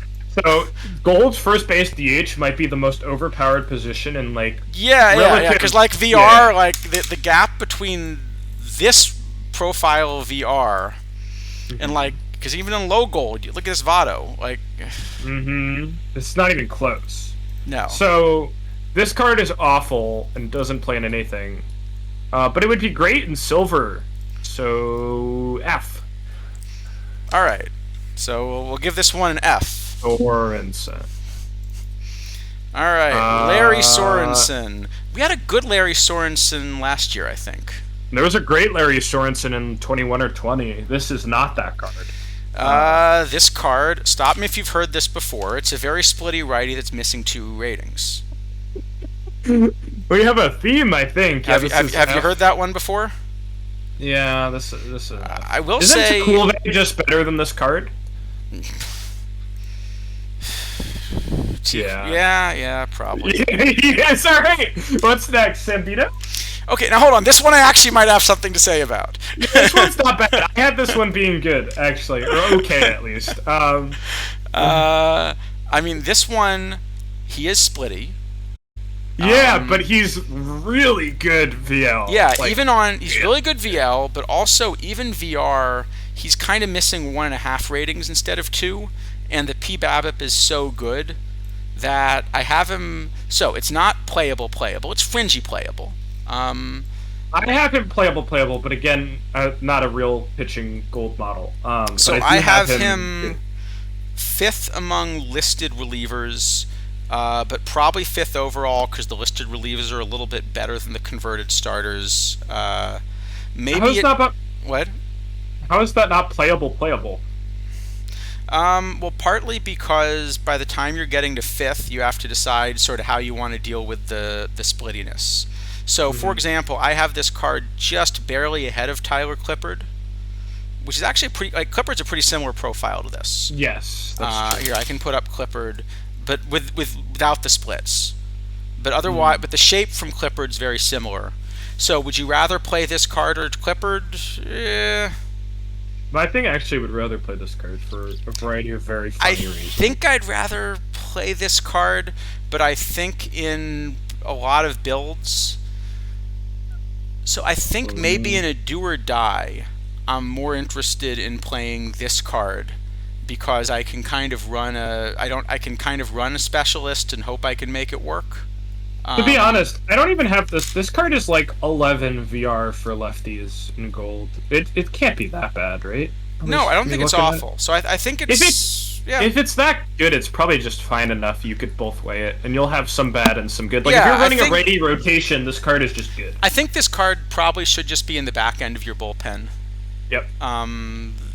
So C-ish? I'm okay with B or C, somewhere in there. How about a C plus? Well, we'll give it a C plus. That's fine. I think this is a pretty good card, actually. Because it's definitely the back end of the bullpen. It's definitely it's definitely significantly behind. Well, Stu Miller, everybody's way behind, but it's also behind Koji. It's behind Woodschick. It's probably behind. Is another left. The problem is it's still the third lefty out of the pen because it's going to be behind Woodschick and it's going to be behind Mike Minor. Let me. I don't entirely disagree. I kind of more like giving it a B minus than a C plus. I think it's certainly a tier above some of the other C cards we've given out so far. But yeah, I don't disagree with what you're saying at all. Yeah. Actually, I have Minor as just a more splitty version of this card, funny enough. Right, but I have Minor a little bit... But the thing is, I have Minor a little bit ahead. And I actually have him a little worse. Here, I'll put Minor up. And because then one of the problems I have is... I'm not sure I want to run both Mike Minor and Sambito. And I think I prefer Minor most of the time. But if you're gonna, if you can run both, you run both, for sure. I'd actually rather have Sambito, I think. I think he should be a B minus. I don't want him to have a C grade just because I think he's a better player. That's fair. All right, you want to make him a B minus? Yeah, that's fine. All right, and we can keep going. Heads up, Baseball Ref 3 is coming out on Thursday. But are those going to be real historical players? Oh yeah, are we still doing the I don't mind the fantasy cards. I think they're cool. I mean, we'll see. I'm just thinking, you could release like a key meta PTCS Monet Davis. We could. I'd be very happy with that. Oh, it's playoff performances. Oh gosh, the small samples are here. Oh boy, think of the splits. I know. Manny Ramirez better be the greatest hitter of all time because he's statistically the best he won't be. Ever. No, it's going to be Kike Hernandez. We're going to get a Kike Hernandez that's going to be the key. Yeah. This card's real bad, right? We can move on. F. Wow. It's a one stat card, right? Yeah. Maybe 1.5 if you add the quarter of P-BABIP and Control together. Let's go talk about Tim Raines. Actually, this is an F minus, isn't it? I wouldn't play this in silver. I don't think this is an F minus. It's that bad. All right, now we actually gotta go look at this card one more. Let me see. He's missing. Yeah, it's so bad, Charles. How is this an 87? No, you wouldn't play that. You wouldn't play this in silver, would you? No, you wouldn't. Actually, this is behind Cliff Lee. Yes. Oh, it's way worse than Cliff Lee. All right. Yeah. Fine. It's a Five Nights at Freddy's movie, Ludwig. But yeah, they've been talking about that for a while. They actually managed to get a real A-list actor for it, which is the most impressive part. Anyway, Tim Raines. So this isn't that much worse than the Perfect Raines. There's that to be said for this card. I mean, it's funny because in gold, corner outfield has always, the whole cycle, been something that it's tough to find, and... Is it impressive they still managed to make a card that I don't think finds it? No, I think it doesn't. In fact, I have him as the third best switch hitter left fielder right now in gold. Actually, that's really funny. I do too. So, I think the issue is this is a card that wants to be just your VR left fielder, and then David Peralta's just better, right? So I can't play it then, because it can't play VL. It's real bad VL. Or just play Jason Dominguez, play Walt Wilmot. Well, actually, I'm going to just play Tommy Davis, but Yeah, I mean, Tommy Davis is like both ways is miles better than all these other cards. But like, if I were like in the ideal, like I'm playing every platoon ever, I'm playing Peralta and Davis, and I still don't even play this card. Yeah. I will say that this is a So card I think you could have added to the switch hitters thing for the builder lineup, and maybe it would have been. I know we did arrange like a couple of years ago, but yeah. Well, it's certainly who was left field build the lineup. It wasn't anybody good, was it? It was Berkman. Yikes! That's the first yeah. baseman that says left field. So yeah, I not a fan. This card is just probably. Is it really F tier? It probably just is. I Yeah. want to like it more, but it's not good. All right. Walt Wilmot, Mr. Black. That's the other one you'd probably run ahead. Yeah, it's a switch. She's certainly won Wilmot over this. And if you're not running switch hitters, I mean, there's also Trout and Tommy Davis are better too. Sure. Yeah. There are a lot of other options, but I'm just saying even just among switch hitters. Right. And if you're platooning, you run Peralta. It's real bad. Real bad. So this is a card that's funny because he has huge splits again, and there are enough stats on this card that if it weren't so splitty, I think I'd start to get interested. I am not even that interested, But to be but honest. there are. The control number is ludicrous. I mean, obviously it's good VR. If you added like maybe 510 to everything VL, it's good enough, but it's not. It's just bad. I think it's even a little further than that. I mean, that P BABIP and stuff are both need help. Yeah. You need one of them to be higher, right? Especially with the low control, you're gonna have more bips. So you need to Right. make your bips worse. So that's And card F. we are on to low diamond, motoring Doing along it. here. We're at 245. Or 145. Let's get there. I really thought we could knock these out. I mean, we were spending way too much time for like how many of these cards have been Fs in a row? I don't know. We haven't even talked about we did a little bit. We haven't really talked about the set that much. This is an F, right? This card is awful. So bad. You think it's that good? It's that. Oh no, it's an F minus, right? You don't play this in gold. I mean, do you? actually, all right, No, you don't. I got a No, stupid. you don't. I'm going to ask a stupid question. Okay. Looking at this as a bat, Uh what do you have as the gap between this Gorman Thomas and this Gorman Thomas? huh. I mean, VL the bronze is probably better, right? I think so.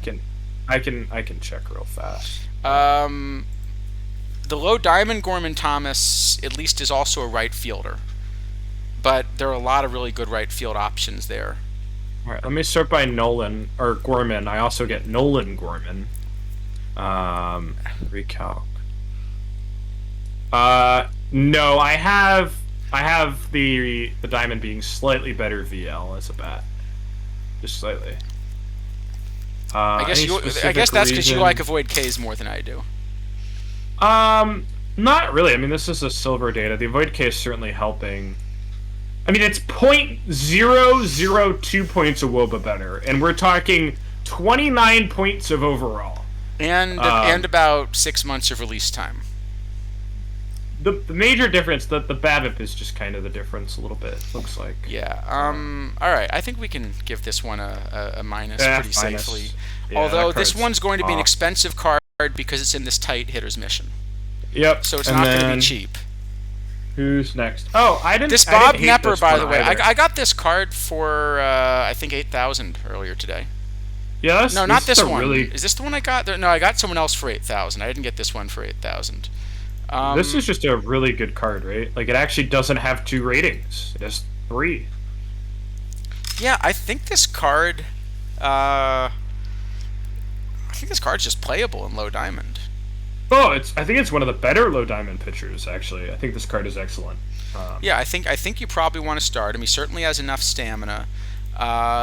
It's also it's Great. funny Oh. because it's now the really funny thing about this card is this card may kill Candelaria. Oh, probably. Also, he's technically reverse split. He's dead even, has 1 point VR more BABIP, so he's a reverse split lefty. Yeah, I love this card. I mean, I'm thinking because Candelaria, the whole idea was because he was sort of the only lefty that was in the meta, that made him as a very splitty lefty still doable. Oh, right, and everybody's gonna run this now. So And if yeah, no, people run Candelaria's Nepper, high. Candelaria maybe now gets killed by it. I would agree. This card's just probably A tier. It's really good. I don't think it's game breaking though. No, but I think we can give him. Yeah, we can give him a solid. I mean, That's a solid A. I have no issue with I that. would have given him more like an A minus or B plus. But the way the set's shaping up, I think we can grade on a curve here. Yeah. Well, if we're grading on a curve, maybe we need to promote some Fs, but that sounds awful, so let's not. Jeff who do we have next? Reardon. Reardon? Stop me if you've heard this before. We have a very splitty righty reliever. At least he has kind of more than 2 ratings, and that is a 126 and a 108. Contact hitters get screwed by this guy. Well, I am absolutely thrilled to see that 126 because it's not a 125. No, 128's been the max there. Never mind. Tom Niedenfuhr was 128. Yeah. No, launched, 128's so. the cap. Okay, so. Yeah.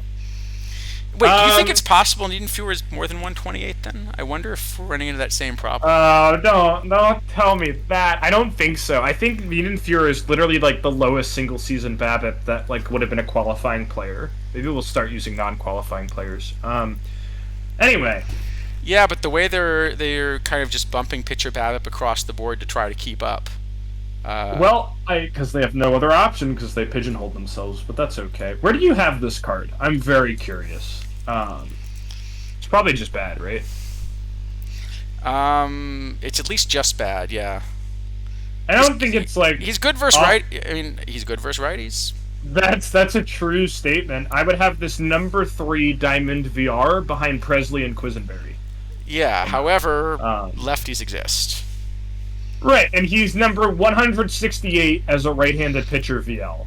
So I think he's just bad. He's probably F tier, but it is a fun card. Oh, I could do low diamond. Hold on, he's a 91. We can give him an F. We'll give him an F for fun. Yeah, he's one of them fun cards. So Keith Hernandez. So Keith Hernandez, you get 107 range at first base. Look at this guy. Right, so I can play him at shortstop because he's totally not left-handed, right? Totally. I would still play him at shortstop if I were allowed to. We tested that last year with Lip Pike, and it's pretty bad. I would not recommend. I had good results playing Buck Leonard at short.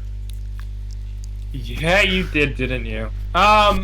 This is just an awful card. Even with like the 15 runs of defense it might give you over like a 162 game season, its bat is not anywhere near the problem is this isn't a low diamond bat. Yeah.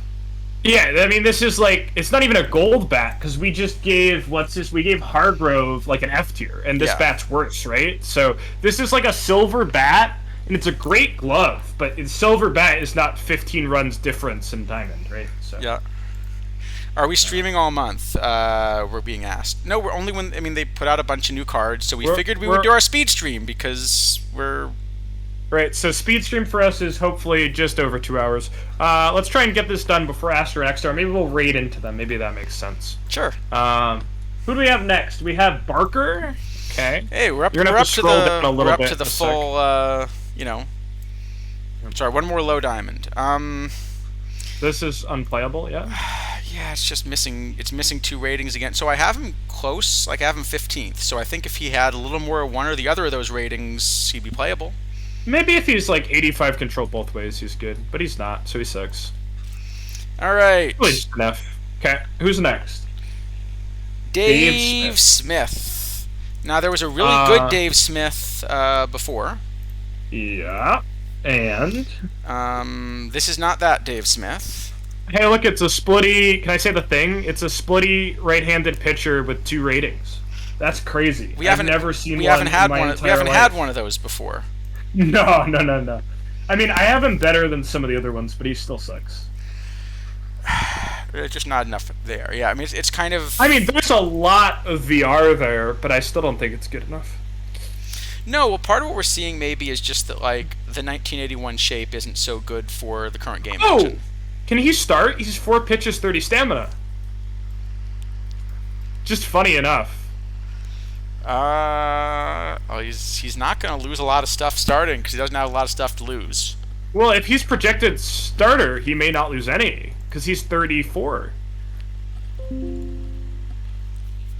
I didn't even think about that. I would never check this card for that. I don't think it makes him better or worse. It's just a note. I think he's still F. But Problem is, as a starter, I still don't have him playable. Oh, that's what I was saying. I mean, it doesn't matter. I was excited to see something interesting on the card at Yeah, all. I agree. Let's talk about Ricky. All right, Ricky wants to be graded. I said this to you right before we started. If this card says 112 stealing, it's a great card, and it doesn't, so it sucks. It's that simple. It's literally that simple to me. Yeah, I mean, what do you think? Okay, so I think. Do you disagree? Well, first off, in left, if you have the PTMS Justice, you're running that anyway. Yes. But the big problem I have, and I think this is just a way of saying like the market's irrational on this. This card is going for 55K, right? Yeah, because the mission. I mean, it's a big part of the mission. It's also a popular player. Okay. This card is going for 52K. Yeah. Oh, yeah. That's a small problem, isn't it? Eric Davis is just like a lot better, right? Oh my, Gaba. You can read Gaba's message. It's an all-time good one. It's pretty good. I'm actually pretty. I'll give you that one. That's a good message. You can have it. You can have it. All right. No, go ahead. I'll let you. I think you deserve this one. Are we doing an imperfect draft? Because I thought of a good theme. Follow the sheet. That's one of your better ones lately. It is good. Pretty well. Actually, I like Mr. Black's. The explanation: they didn't invent both stuff and control together until 1982. Okay, that's it was part of the new collective bargaining agreement. That's actually. So I take it back. Even if I give Ricky 112 stealing, he still sucks. So this card's just. I think the problem is Eric Davis just kills it. Well, it's like number 5 VR, and it's bad VL even with the correct stealing. So it's a bad card. I shouldn't say correct. He got caught a lot. 92 is probably fair, but like the card is just bad. All right, is Ricky okay being given an F, or do we have to? I don't think Ricky has a choice. I'll take the heat again. Because I'd also take like Stanton or There's a million cards that are better. It's not even close. All right. As for the imperfect draft, by the way, what I'll do is this. I want to finish this. I want to be able to raid into like Christophorus and Aster. If it turns out we actually have extra time at the end and Kidneys is up for it, we'll do an imperfect draft, but I can't promise we will. It probably won't happen. All right. Nolan Ryan. I actually like this card a lot. I still don't understand why we're like allergic and stuck at this 135 stuff cap that doesn't need to exist. It's really bad for the game. However, I mean, this is probably good out of a bullpen, right? Can't imagine it's not. I think I'm just going to start him. It's like exactly... Oh, I would probably start him too. It's like exactly a 3 rating card. Remember when everybody didn't start Doc Gooden in PT23 because they were scared of 80 control? It's the same thing. This card is just absurd, and Doc you should... Gooden. No, you did, but a lot of like most people put him in the bullpen. It's crazy to me. This card is so good. Like the fact that Charles, the control eye guy, is saying he'd start him should tell you how good this card is. I will say that in the bullpen, like with this combination of pitches, he is quite a bit better out of the bullpen. Oh, well, true. He's got a third pitch that's way worse than his top 2, right? And he's got high velo. So like this card in the bullpen might last like most of the cycle. It's crazy in Diamond, right? So this card's great. Yeah, I looked at. I don't think I can run him out of the bullpen in Open though. I think just the gap's still way too big.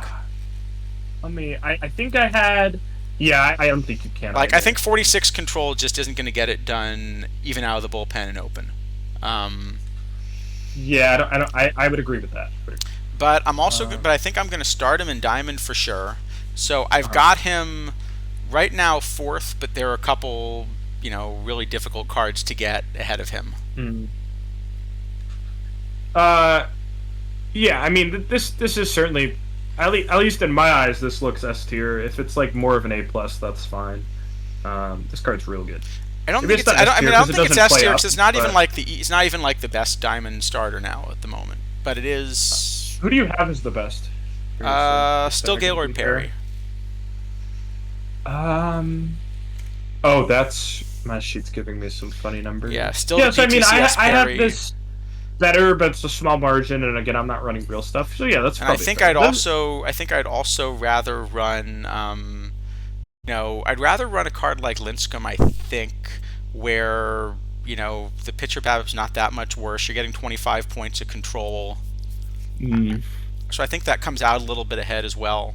Um, Well, it's probably just an A plus then. I mean, it's going in the rotation right away, and it'll last in the bullpen forever. It's a good card, right? sure. Okay, A plus it is. We can give him an A plus. We're being generous on anything close today. So Yeah. How you is know, this Don Sutton compared to Cliff Lee? It's better. I'm just being a pain. I'm just saying, just in honor of the Marlins, finally making the playoffs again. Let's just say that our grading may be like an Eric Gregg strike zone. Oh my gosh. They really overcame a ridiculous run differential deficit against similar teams to make it. Which I love how somebody tweeted at Tom Tango telling him he's stupid, and the Marlins made the most of their runs, and that's why they're in the playoffs, as opposed to the clearly better Yeah, team. and that's why Anyway. that's why the Padres are bad, despite what was it, over a plus 100 run differential. Everybody who thinks the Padres had a bad season needs to read a book on how baseball works, and then understand they had a good season and it didn't come. The together, Padres are right? the Padres are like the last time I got demoted from Perfect League this cycle, where we just had like a -8 or -9 season to Pythagorean, and the margins are small enough that kind Yep. of that's going to knock anybody down at this cycle. Runs scored earlier in the season are worth less than runs at the end. But the Padres didn't score at all at the start of the season, so your argument's invalid. The clubhouse wasn't toxic. They were plus 100 something runs. Yeah, see, what RDT's doesn't- explaining is you have to account for inflation. Remember, we've been in a really high inflation environment. So they scored a ton more runs than they gave up. Just when it happened was unlucky. They're a great team. If they stuck together for next year, they would almost certainly make the playoffs, barring injuries and stuff. They're a great team. It's people just you should understand if you know baseball stats. And getting Tatis to be eligible the whole season. Right, and it doesn't. Even if the clubhouse was toxic, they put up plus 100 runs. They're a good team. It's that simple.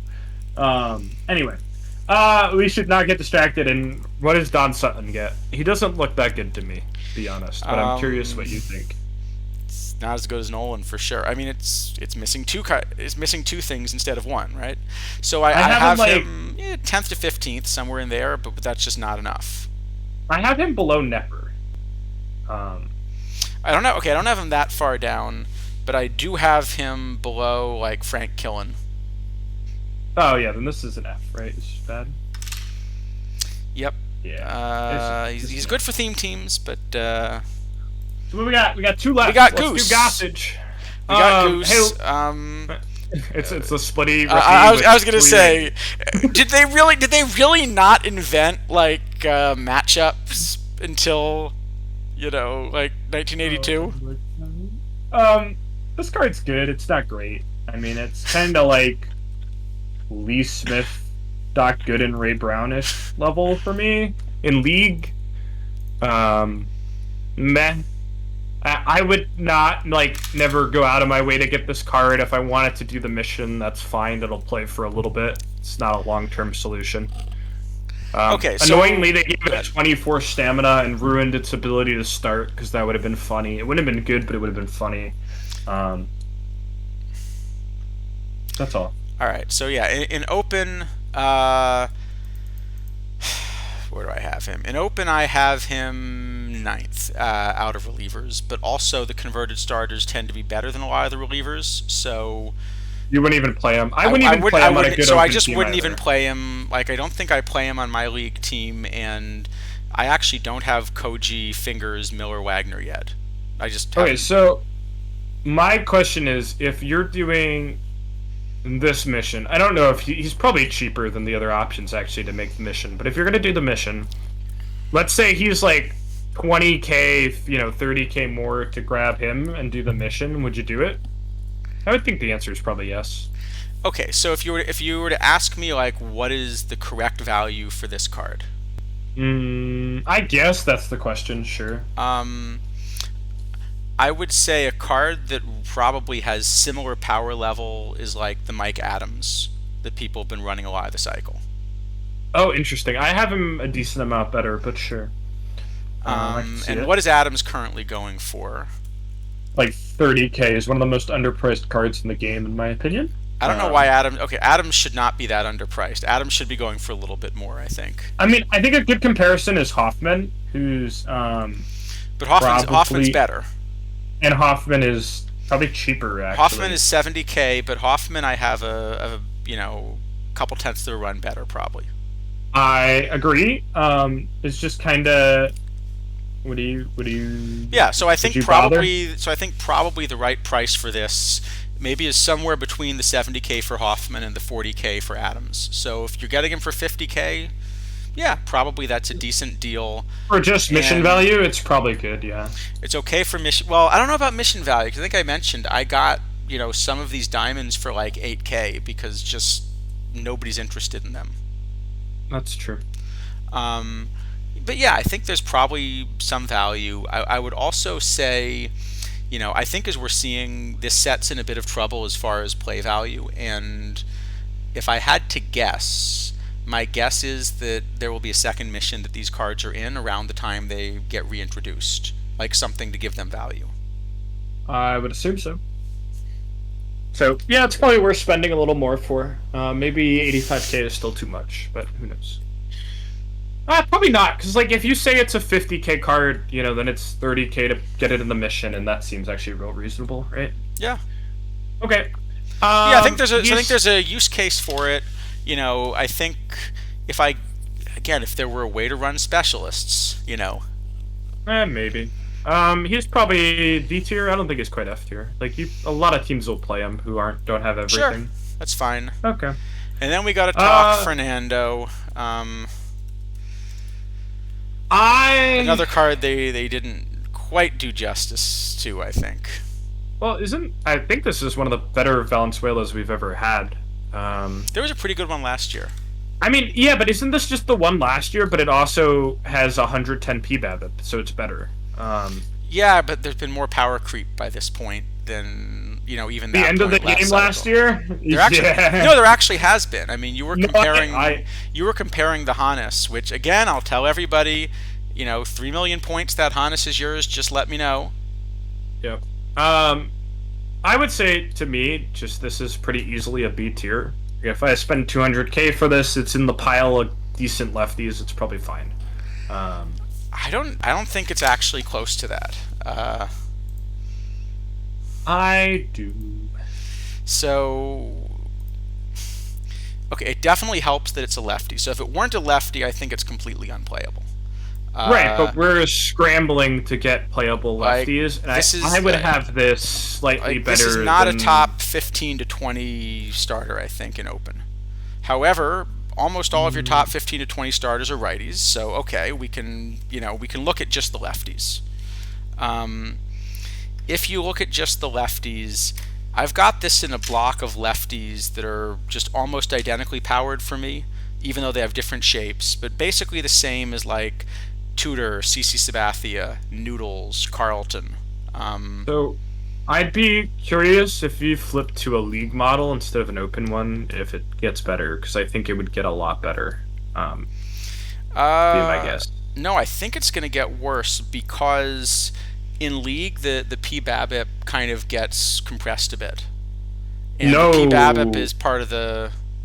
I have in league the PBAB gets much better, and the home run gets a lot worse. So I have this card probably being a lot better in league. Okay, probably depends which league you're looking at. Perfect then. league. Perfect league. Oh, I haven't in perfect league in weeks. Oh, well, there's data in my Discord. I don't know if that's usable to you, but there always is. Yeah. I think this card is the best lefty in perfect league. That's not. I might even have him like Koufax level. I don't think he's.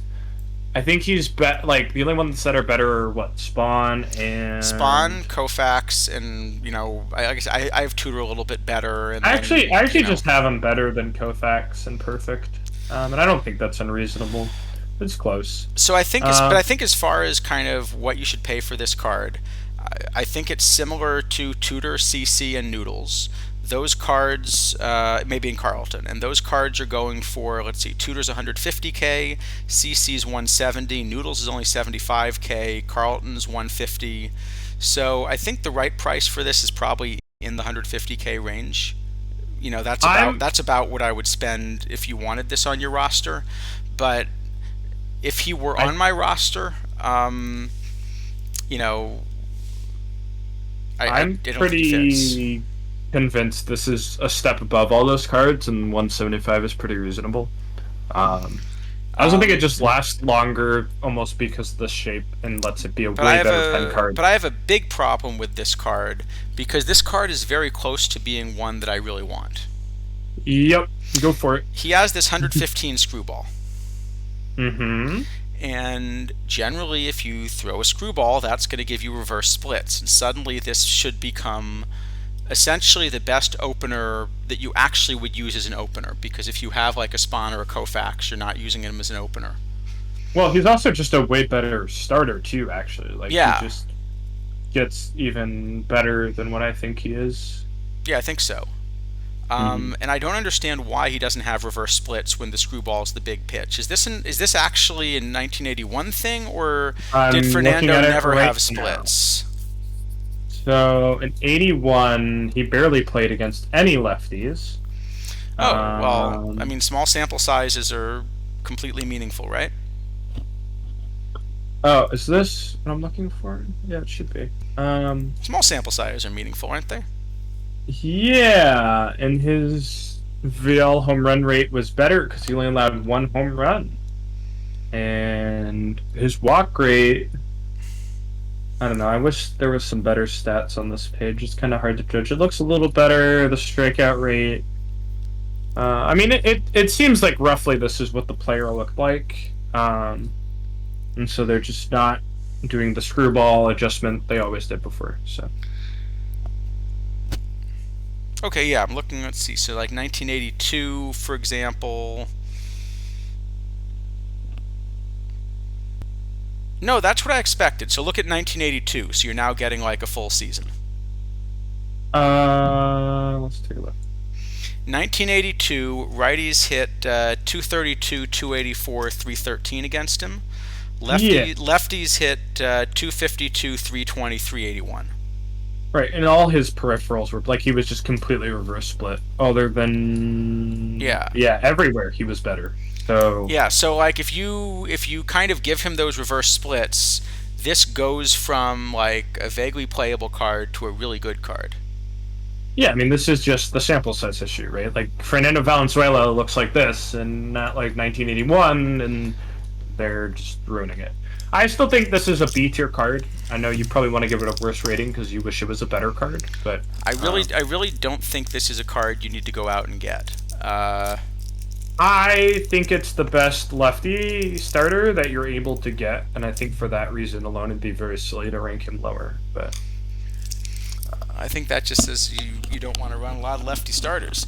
Well, you gotta have lefties somewhere, and I think this is probably one of the better ones in the bullpen anyway. Like, you're playing Miller, Wagner, and this, and that's probably your three, so...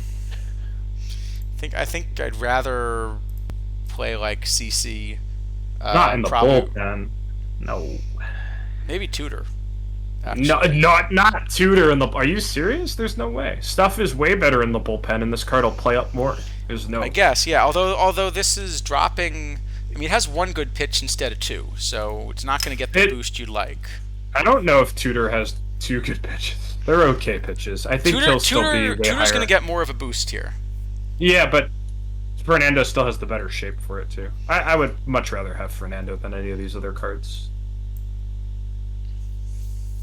I think it has to be B tier. If you want to make it a B minus so we can settle and raid, that's fine.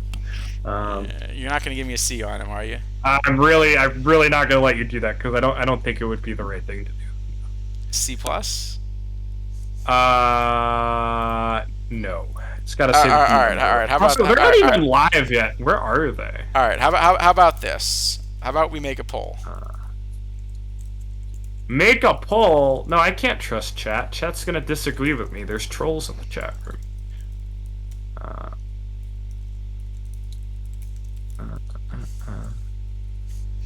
All right, we'll put up a quick poll, 2 minute poll. Oh boy. We'll let chat decide.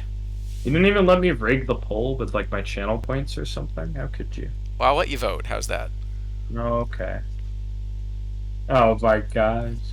I'm gonna vote for B and do imperfect because Exo's not even live yet. So,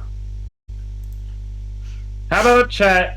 If we give it a B, we can do the imperfect draft. If not, we just can't do it. That's how it goes. So, I'm sorry. I don't make the rules, but I am making the rules.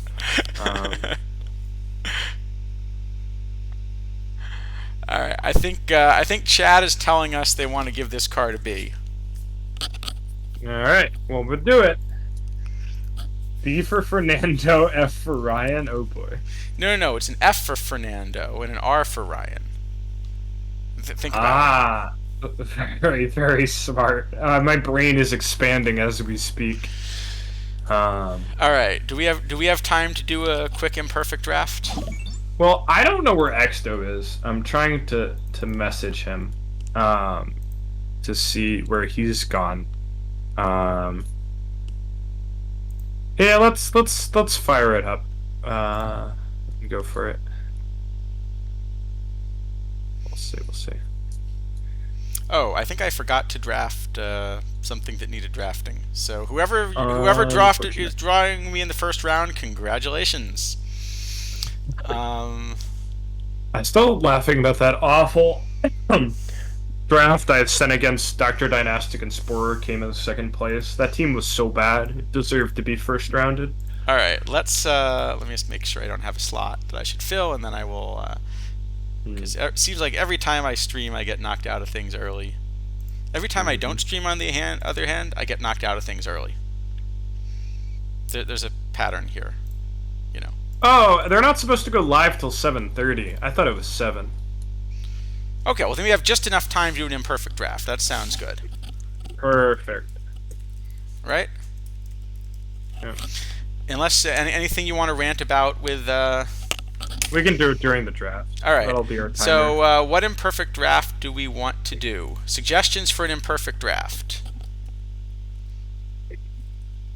We need some suggestions. They're gonna suggest we use the sheet, aren't they? Imperfect marbles. Mate, we're not doing 10 third basemen.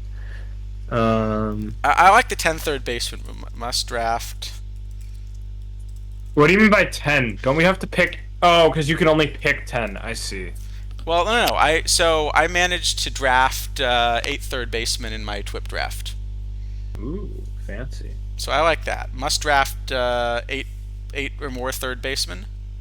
Wait, you say rocking chair live pitchers only. What does that mean? So we do the rocking chair and we can only take live pitchers? I actually think that's kind of fun. All right. You want to do that? One sec. Well, I'll put up a poll. That's what I was going to do. Oh, sure. All right. Yeah, like you can't take historicals. Yeah. Right. Only take pictures during the live round. Yeah, no, I like that suggestion. That's a good one. Only marbles, first names. All right, fine. Mm-hmm. What else do we have? I like the classic no catcher draft, no starting pitcher draft. That's Sure. always a good one. Or a no catcher draft. How about that? We'll go back to the classics. Yep. No. Or no. Actually, sorry. How about the Giants Memorial even years only? Oh. Sound good? Sure, let's do it. All right, putting up a 2-minute poll.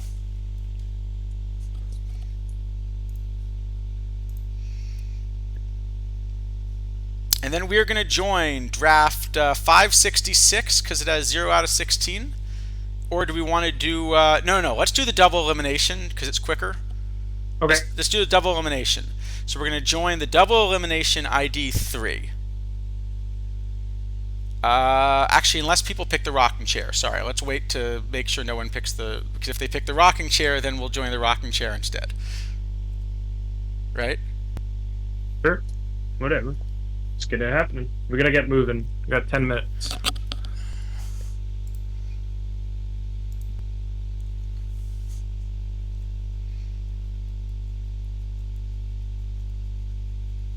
I'm working on it. It's a pretty quick poll. but we still got a close race here.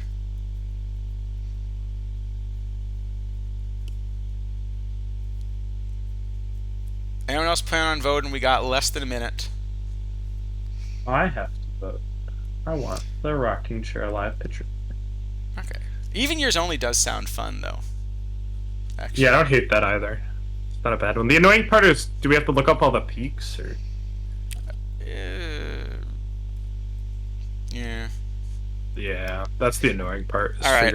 If it matters, if it's a tie, I'm casting my tie-breaking vote for even years only. Oh boy, how are we doing? I feel like, do you have to click on every peak card to see? Can you even see if you do that? I think if you hover, it shows the year.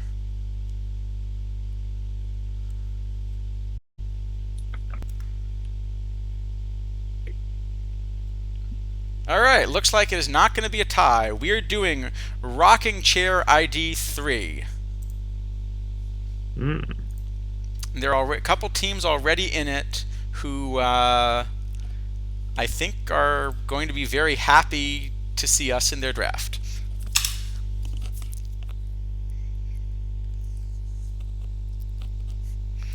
So we're doing a rocking chair, and the rules are live pictures only. Just to check, the live pictures only, do we have enough, do you actually get 12 lives, or are we going to only end up with 11 pictures? I'm trying to remember how that works. We'll figure it out as we go along. All right, so let's say you have to take only pictures in the live. Let's say that if you take pictures in all of the live rounds, then you're allowed to take iron pictures if you want more than that gives you. Is that fair? Yeah, sure. Okay. But until the iron rounds, all right. And oh boy. Now this is a rocking chair draft. Hold on. Let's take a look here. You don't want to look. Oh god, I didn't want to look. By the way, I'm just going to scroll up for anyone that didn't see. I'll give you the first half of the ratings again for anyone that missed them earlier on stream. It might be better to scroll down to the bottom half. They ain't missing much. Well, they aren't missing that much in the top. The problem is half the best card by a mile here is the pitcher, right? Well, we can't take we can't take the pitcher. So you're not a fan of Buck Ewing? I mean, he's probably what we take. Yeah. I'm thinking it's home run Baker. I don't want it to be. There's so many better third basemen. Yeah, but is it ever Yelich? Just because he stands in 3 spots or whatever? I'm just looking. Okay, so the bats are close to a wash, but Baker's... Yelich is flexible, though. Baker plays third, which is a little tougher. Baker's a little better base running. You actually get a good defensive third baseman. Yeah, which I'm okay with, but I'd rather have Yelich. Pretty sure. All right. Well, Yelich or Buck. I don't care. We'll go Yelich. All right.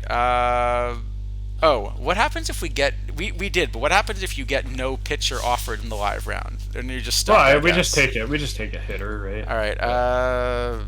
So it's Fried and Hader. I mean, Hader's not bad, but I think it's Fried, right? Oh, it's only one. Yeah, it's Fried, for sure. Yeah, I mean, he has, like, no P-BABIP. Is there any argument for going with Hader? No, there isn't. Not unless you're going to start him, there isn't.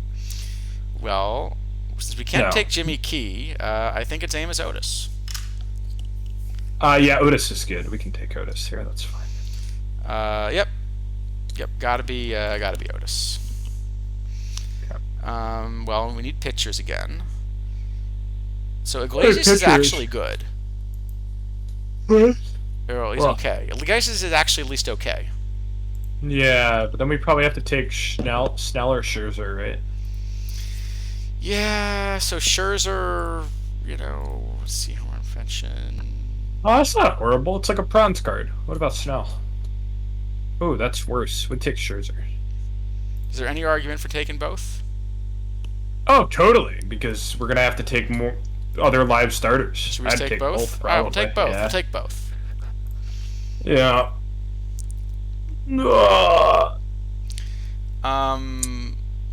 Wow. Gosh, that's a round. All the good players in this round are pitchers, to the I don't even know extent what that we there are any of do. them. I'm looking at like Sexton and Rosen. I'm so confused. This is awful. Let's see. Well, this George Davis is really unplayable. Okay, hold on. Jimmy Dykes is semi-playable. Maybe Jimmy Dykes, and we stick him at third, and we're glad we didn't take Baker. Is he better than Rosen? Yeah, he is. We'll play Dykes for sure. So And then Dykes and Sexton?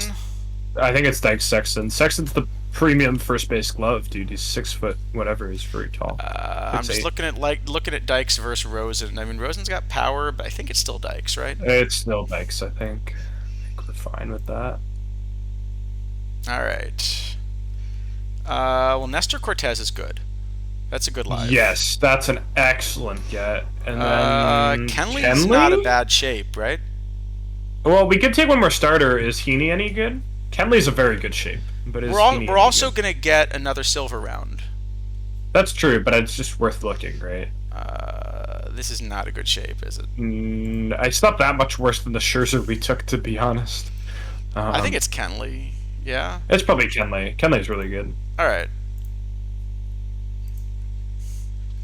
Apparently Nightbot doesn't like Gaylord Perry. Oh, yeah, probably not. No GT Sundown. Unfortunately, I think we can't take the Gaylord Perry. Although, do we make an exception for? We could say F minuses or exceptions. Nah, no, not allowed. Not allowed. Breaks the spirit of the draft. Can I just take this time to say fuck Kurt Schilling? That's all. Okay, we can move on. Do we ever take Pearsall and like Otis only plays center though, right? Pearsall almost only plays center. I almost still want to take Pearsall. I think Otis is better, but yeah, there's it's that close Kent Tekulve's available. Yeah, but we can't. I know. So what are our hitting options? They're awful. Upton probably we have to take. Is it Upton and Bell? I think it's Jay Bell by default. Just because we need a shortstop. But you know what? I think it's Pearsall. What are we? Oh wait! Hold on. We've actually got another problem. Oh, catcher. This is our 7th catcher, but we can't take live catchers. So I think maybe we have to take Phil Massey. Yeah, no, 100% we take the catcher. I didn't realize we were at 7. You're totally right. Because we might get 3 catchers in the. Yeah. Did we get no starter? We got no starter. We got Hunter Brown. And no, we did. We did. Okay, sorry, I didn't see the. You're reading it like a book, and they were at the end. Yeah, Miles or boy, I think it's Miles. Audit's asking if you can pick a historical pitcher just to play the field. That seems fine, right? That makes sense. If the pitcher only plays the field, sure. Right. So if he's not a two-way, that's fine. Oh, I found a random iron that bailed me out in a draft recently. Who it turns out has like 40 catcher ability and 60 arm. Oh, I've seen that. Pitcher. Nice. I mean. Yeah. That was a player that's just really not a pitcher. No, is he not a? I don't know. Stalman's told me about that guy before. I don't remember what the solution is. He's not a pitcher, but let's see. Is it Cole Reagans? Probably Cole Reagans. What do you think? Yeah, it's I don't know him or Kelly. How did Brown look? I missed Brown. Brown, not much. No. Oh, no, not at all. No, it's probably Reagans. Yeah. All right. We got an awful Tuck Turner. We got Bobby Grich for second. Probably need to lock tell me that in. Tell me how this Tuck Turner is a silver. I don't know, Charles. I don't know. I'm thinking Darwin Barney because we have no middle infielder right now. Oh, Barney's probably better than Grich. I didn't see Barney. No, actually, maybe it's both. I think. Can Barney play short? Oh, yeah, then he's both. I think it's both. Bell is awful. We'd rather have Bell be benched. Let's do this. We can even platoon Grich this way. Not Yount. Is Yount any good? Okay, now we've got a decision to make here. Okay. Is it worth going a pitcher light to grab Joey Gallo, who we desperately need on this team? Aren't we already a pitcher light technically, or no? So how does this work? Are we allowed to just add like random pitchers and iron? Is that what we said? Because Can if you we show can the take draft iron rules for a pitchers, sec? Because if we can take iron pitchers, the draft rules, sure. Yeah. Yeah, because I think we're at 11. It's Yeah, we're gonna be at 11, so this would mean 10, and we'd have to take. No, I don't think we should cheat. I think we should just stick to the plan, and your 11 or pitcher light is 10. I think that's fine. Do we do 10 pitchers in order to get Joey Gallo in our team? Absolutely not. We don't. We take pitching. All right. Well, okay. Will Smith actually looks good. I think he's pretty good. Is Lorenzen any good? That's what I'm I looking. can't imagine Barrios is good. That's not terrible for bronze. No, Lorenzen's fine. Yeah. I mean, actually, Lorenzen looks a lot like the Silvers we were just evaluating. Sorta. He's a little worse, I think. He can actually hit though. He got some power. Let's go Lorenzen. Okay, sure. Let's do it. Okay, Woody Held. We can't take another dedicated shortstop. There's no way. We already have 3 infielders, like middle infielders, right? All right. We have to stop.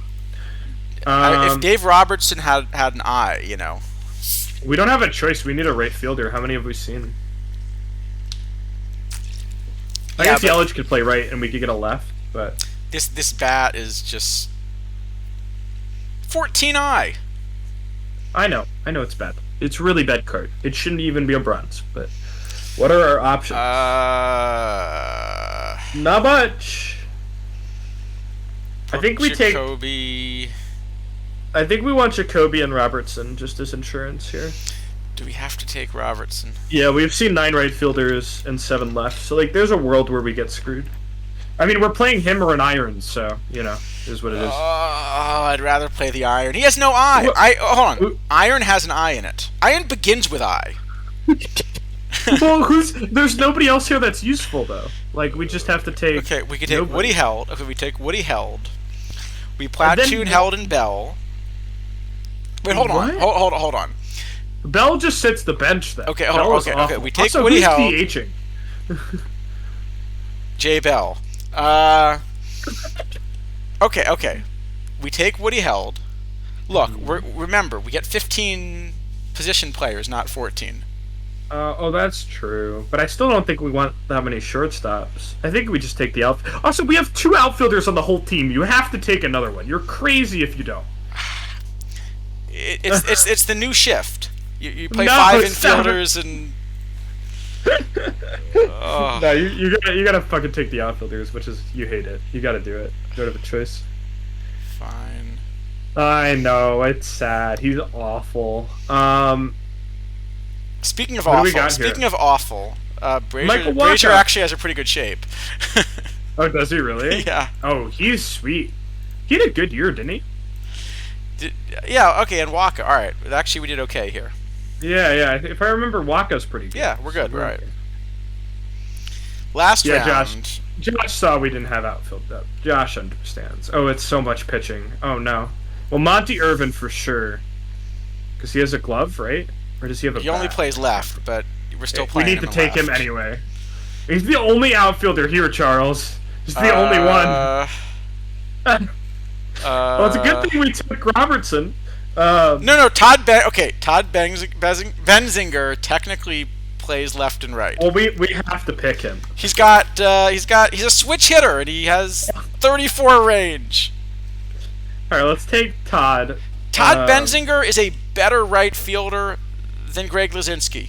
Okay, that's not a true statement, but it is a funny one. We need to take the catcher too. No, I think he is better than Greg Luzinski. Definitely not. We need the Admiral Schell, or however you say it. Admiral Schley, yes. I need Admiral Schley. He's got eye. Wait. Germany. We've been hold on. We actually only have 5 position players. Yeah, we've been debating the whole time. We've been debating the whole time. We actually only have 5 position players.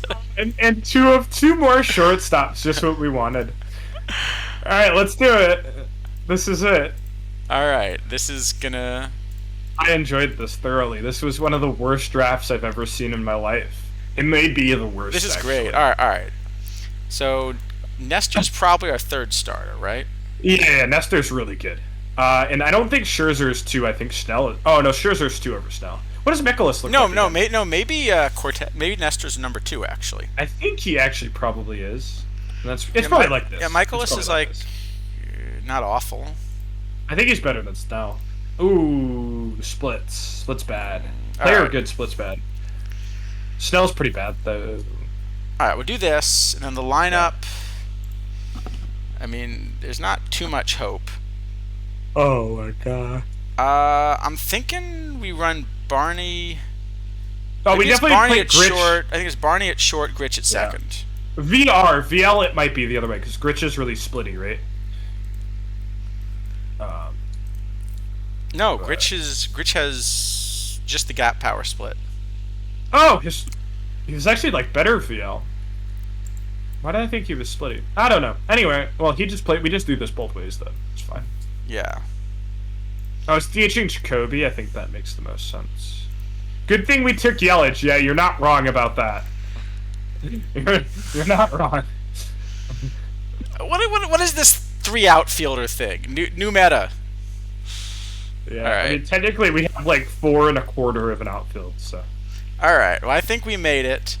We can check in on the draft maybe next time. Are they streaming yet so we can raid into them? I'm pretty sure they're up. Let's get in there. They're up. All right. Well, thank you everyone. We had a nice speed stream. Hey, we're gonna keep this under a good 3 hours, right?